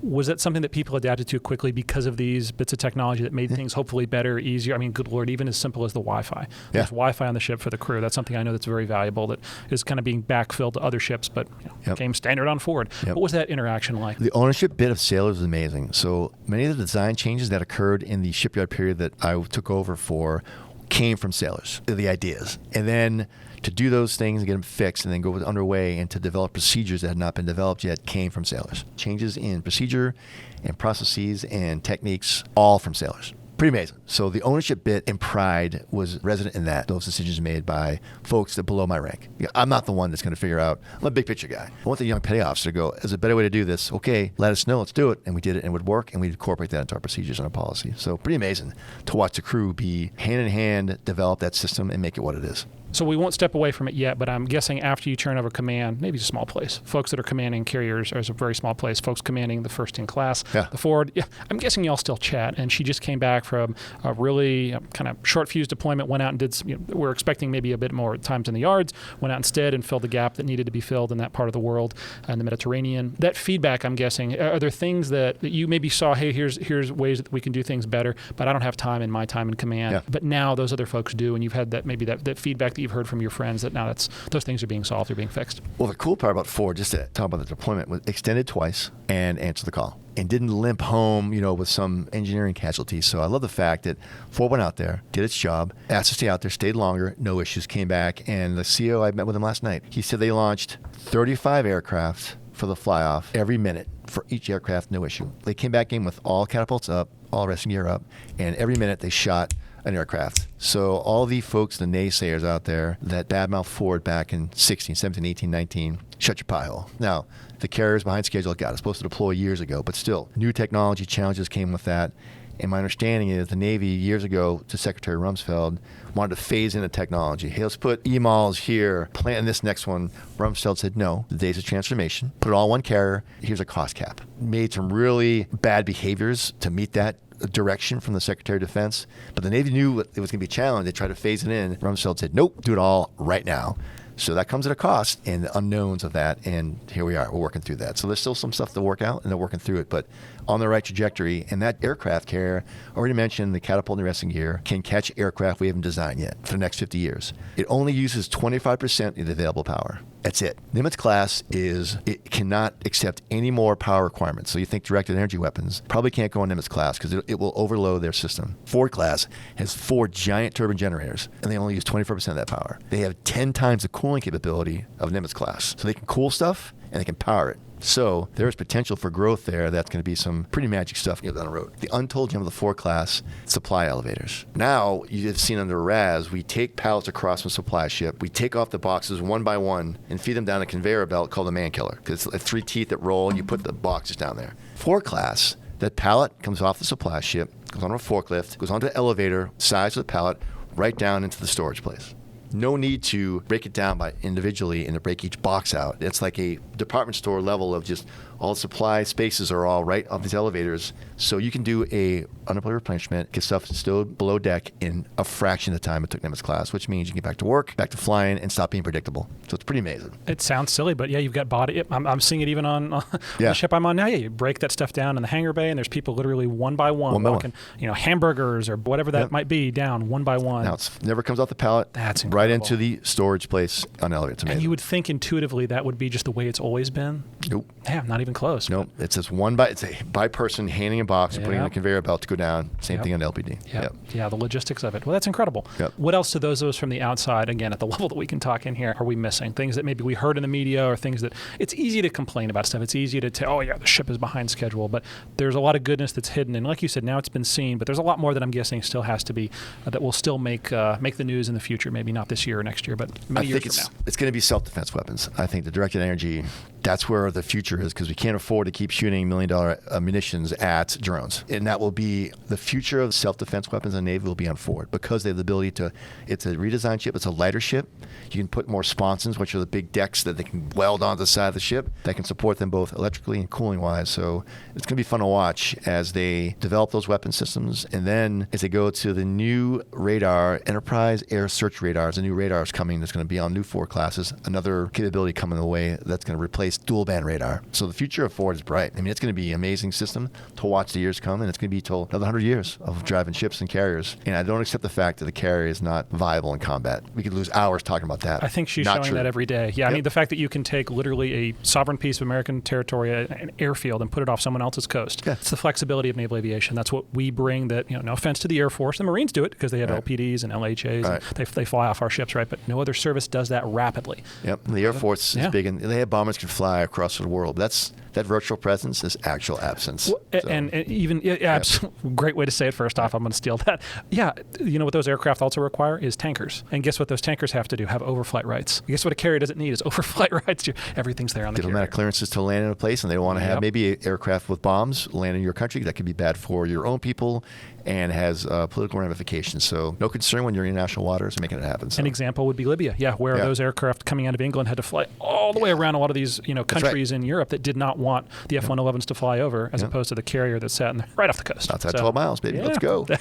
Indeed. Okay, as we wrap up talking about the Ford, again, I want to get back to highest high, lowest low. As your time as the commanding officer of a naval aircraft carrier, I think the lowest low, I think I know the answer to that, but maybe we can get into that. But being the boss of, like you said, 3,000 people, their lives, their hopes, their dreams, there's a lot going on there, and you have to kind of corral it all and meet those national command objectives, the things that the president's telling you to do with the carrier. So lowest low was, of course, COVID. That was just a continuous low of not wanting an outbreak to occur and be the next Theodore Roosevelt. So our goal was to stay off the front page of the New York Times, because every time we pulled out, I want to come back, first leave on time, and then come back on time. Because once you come back early, folks will watch you come back early. If we reported we had a COVID outbreak, all of a sudden it's just, here we go, another Theodore Roosevelt. How's the Navy going to screw this up? So was super worried about that. And we're asking 19-year-old kids to not do things that 19-year-olds do. So I fully acknowledge that. We battled through that. There were times when we had probably 600 folks in quarantine, which is a big deal. And then we would lose folks. We'd cross deck. It was a challenge every underway. was a challenge, but we made it happen because I wanted to be successful, stay in timeline, and not be the next Theodore Roosevelt to go through that insanity because folks would overreact. So, and for me personally, the ship could get away with pretty much anybody else's ship could be replaced, XO included. The one guy that couldn't was me, because no one else had Ford experience. So for me coming home, I'd be like, hey, honey, I'm home. Okay, you're not, no. You want to do what? No, because I can't afford to get COVID because the ship cannot pull out without me, and no one has Ford experience at the command level yet. That's different now. But that was super hard. It was hard. There were dark days where we start losing sailors. And I'll share that our last underway, we had some folks in engineering. We had a little outbreak down there. Outbreak's a bad word. Folks are getting sick. And then at one point, I told the head of that department, look, if we need to pull in, we'll pull in. We'll find a way to make it happen. And they did. The senior enlisted person down there was standing watch alongside sailors to keep the plant up. And it was amazing how they made it happen. It was a challenge. Every time we had some department take a hit, we'd work through it and battle. So those are the lows of just wondering what was going to happen next. I'm still a little bit of, when the doc would call me my brick, I still flinch. It'd be the smoke calling. I'm like, oh no, here we go. Who has COVID? Who popped positive? And how many close contacts are there? What impacts are going to be in the flight deck? I just hate it. It was an awful time. For all of us. The way we live, though, and work, we can't work remotely. We have to live like we do, and that was really challenging. Well, let's end with highest high then. Okay, COVID-related. One of my top days in command. We pulled out in late February from the world we used to know in 2020. We're off the coast of North Carolina doing post-delivery tests and trials, kind of exercising our systems, flying, doing flight ops when COVID swept across our nation. As we all recall, business closed, school closed. Well, underway for a sailor, as you know, there's no Wi-Fi back then. Cell phones didn't work. No access to a phone, zero, and limited access to a computer. So our sailors had no way to contact their family to see what's going on. We're watching from CNN and Fox News, our two channels, what's going on back at home, and with getting random emails from families about, when are you coming home? My job shut down, schools are closed. I'm homeschooling our 6-year-old kid, and the crew was rightly freaked out. So I jumped on the 1MC, the ship's public announcement system. I called home and talked to Sarah. This is mid-March. And I say, look, I've talked to my wife. It's not as bad as media's reporting. It's going to be okay. And I'm embarrassed to say that I was proud I did that. Until March 18th. 2020, a young shipyard worker approached me in the P-way, tears in his eyes. He's like, sir, I work for Newport News Shipbuilding. My account has not been established yet. My phone doesn't work. I can't get access to a phone. I have no idea how my family's doing. Can you help me out? I mean, tears in his eyes. Choked up. Took a step back and realized that I had failed. I'm a big fan of showing me care. And I'd been telling the crew I cared about them. But then it was time to take bold action. And that's why I called up our navigator. I'm like, hey, Gator, Google cell phone coverage off the coast of the Outer Banks. See where the towers are. Chart a course for our ship to be in the heart of that envelope, and give me a call when we get there. An hour later, he's like, hey, sir, I got it. We're in center mass in the cell phone coverage. We're good to go. My cell phone works. So I get in the 1MC this time and sent on March 18th. I said, all right, crew, it's a violation of our ship's policy. But tell you what, screw it. Bust your phone out, go to the hangar bay, and call home, and let them know that you're here, see how they're doing. So I put down the 1MC, walked down the hangar bay, and I just see thousands of sailors flood the hangar bay, huge smiles on their face, to finally call home and talk to their family. My PX at the time was there with me when we walked, and he asked me, ironically, hey, what's been your best day in command? I said, dude, right now. Because it's just that this moment where you can make a difference in people's lives as a ship captain, this is it. We're going to do something a little bit aggressive.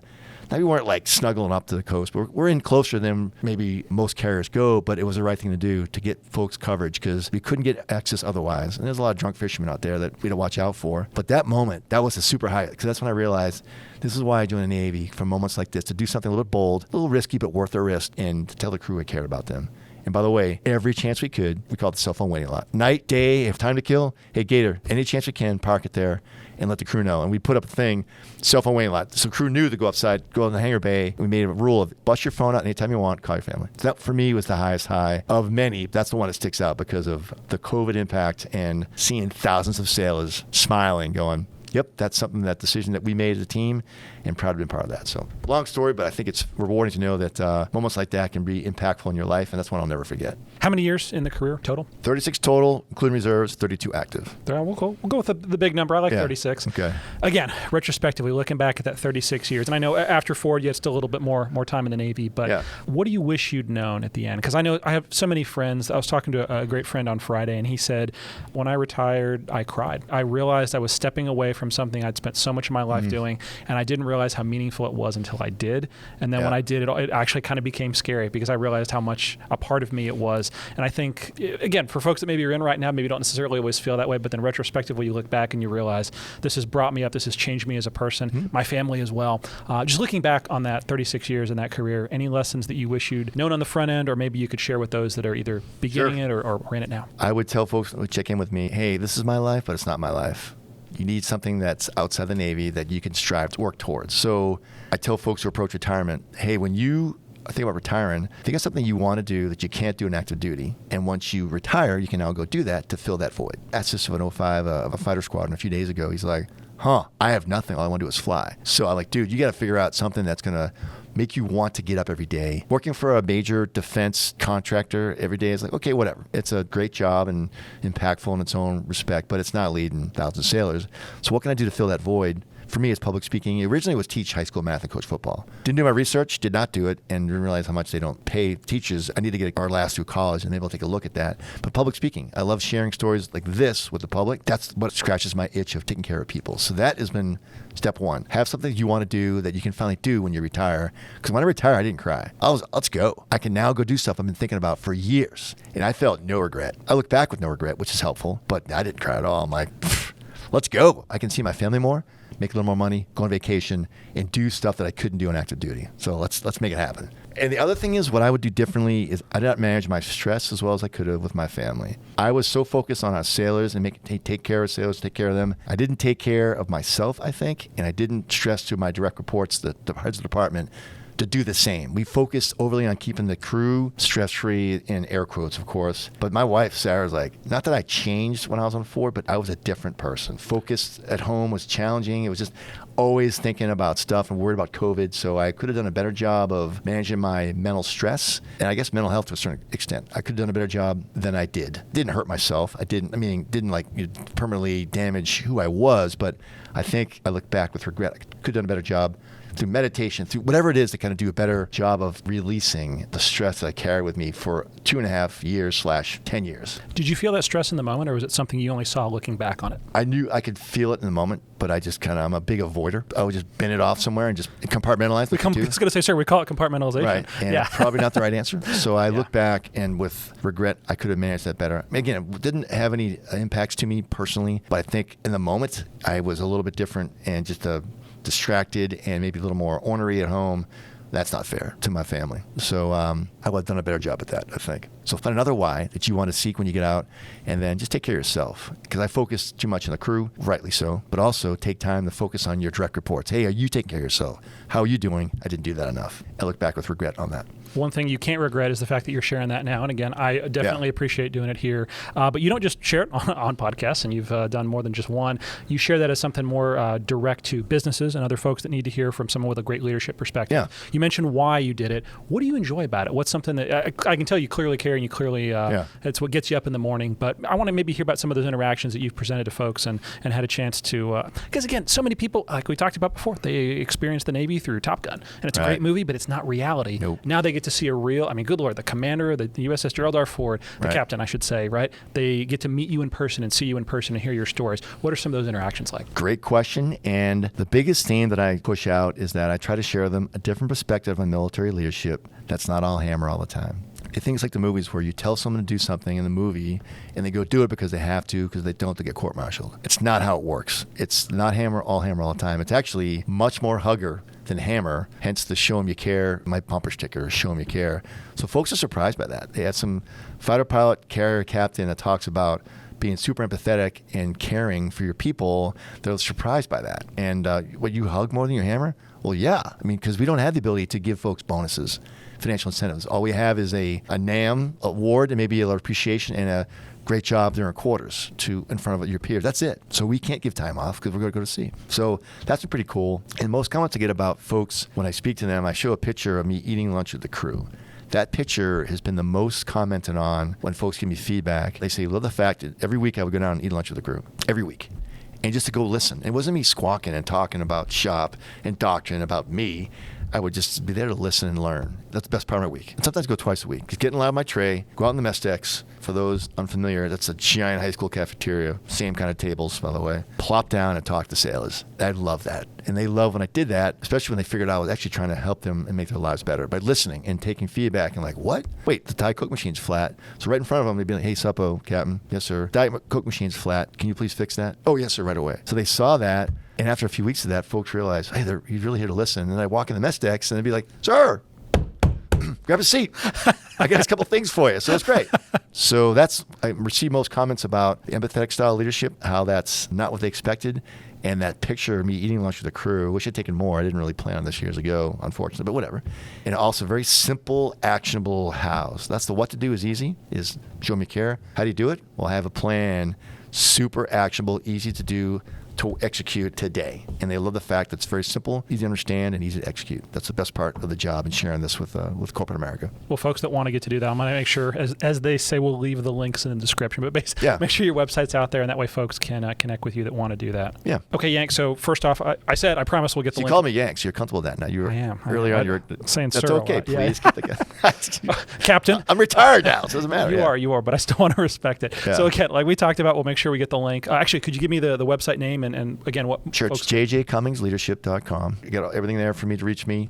I got a blog to start up, really been active for 1 month, so I try to put funny stories that are impactful and super concise to help you kind of think about. For example, last one was, hey, sometimes it's okay to get off script. This next one is just show up. So try to keep it super simple and understandable. So check out the blog, and I'll take feedback along the way. If you enjoy what you're reading or you want to hear something different, please give me feedback. I also have opportunity to go and speak at conferences, events for corporate America, and sharing these stories, which I just shared with you. And then I do a very, I think, meaningful interactive workshop, small group session to basically fill out a knee board card that has the what to do framed, and you, with your words, fill out the hows. And we do a small interactive workshop working in small groups to make that happen.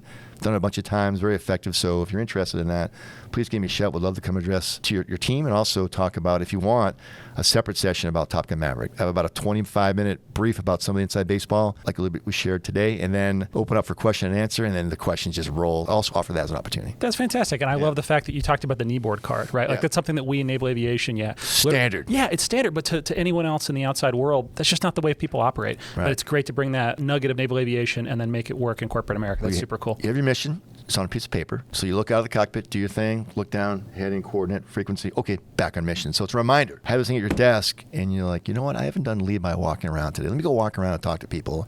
Your knee board card serves as a reminder. Now, we're not asking you to strap it to your right thigh like we all do, but if you want to, you can do that. But it serves as a reminder of your words and how you can be effective as a leader. It's been pretty neat to share that with corporate America, and it's pretty fun. That's fantastic. Well, I know folks will take you up on that, so I'm glad we talked about that. Yeah. That's great. Okay, wrapping everything up, Yank. First off, I want to end these all the same way by saying thank you. Thank you for taking so much time, sharing your stories.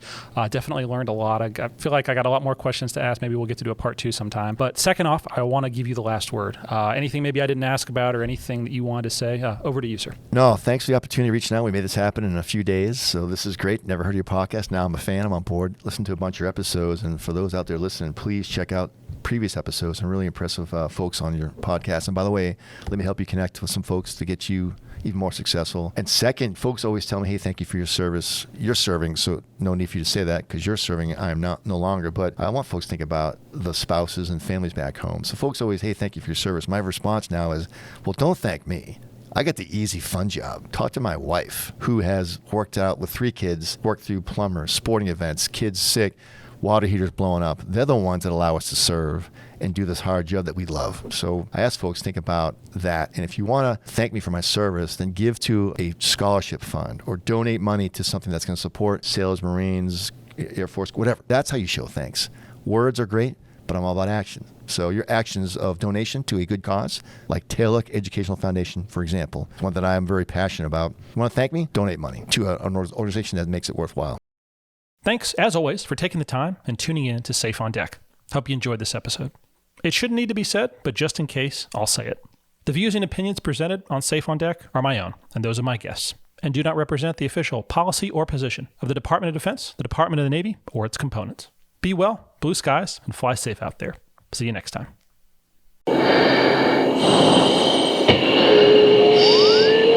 PCL idle, wings level, flare, we're safe on deck.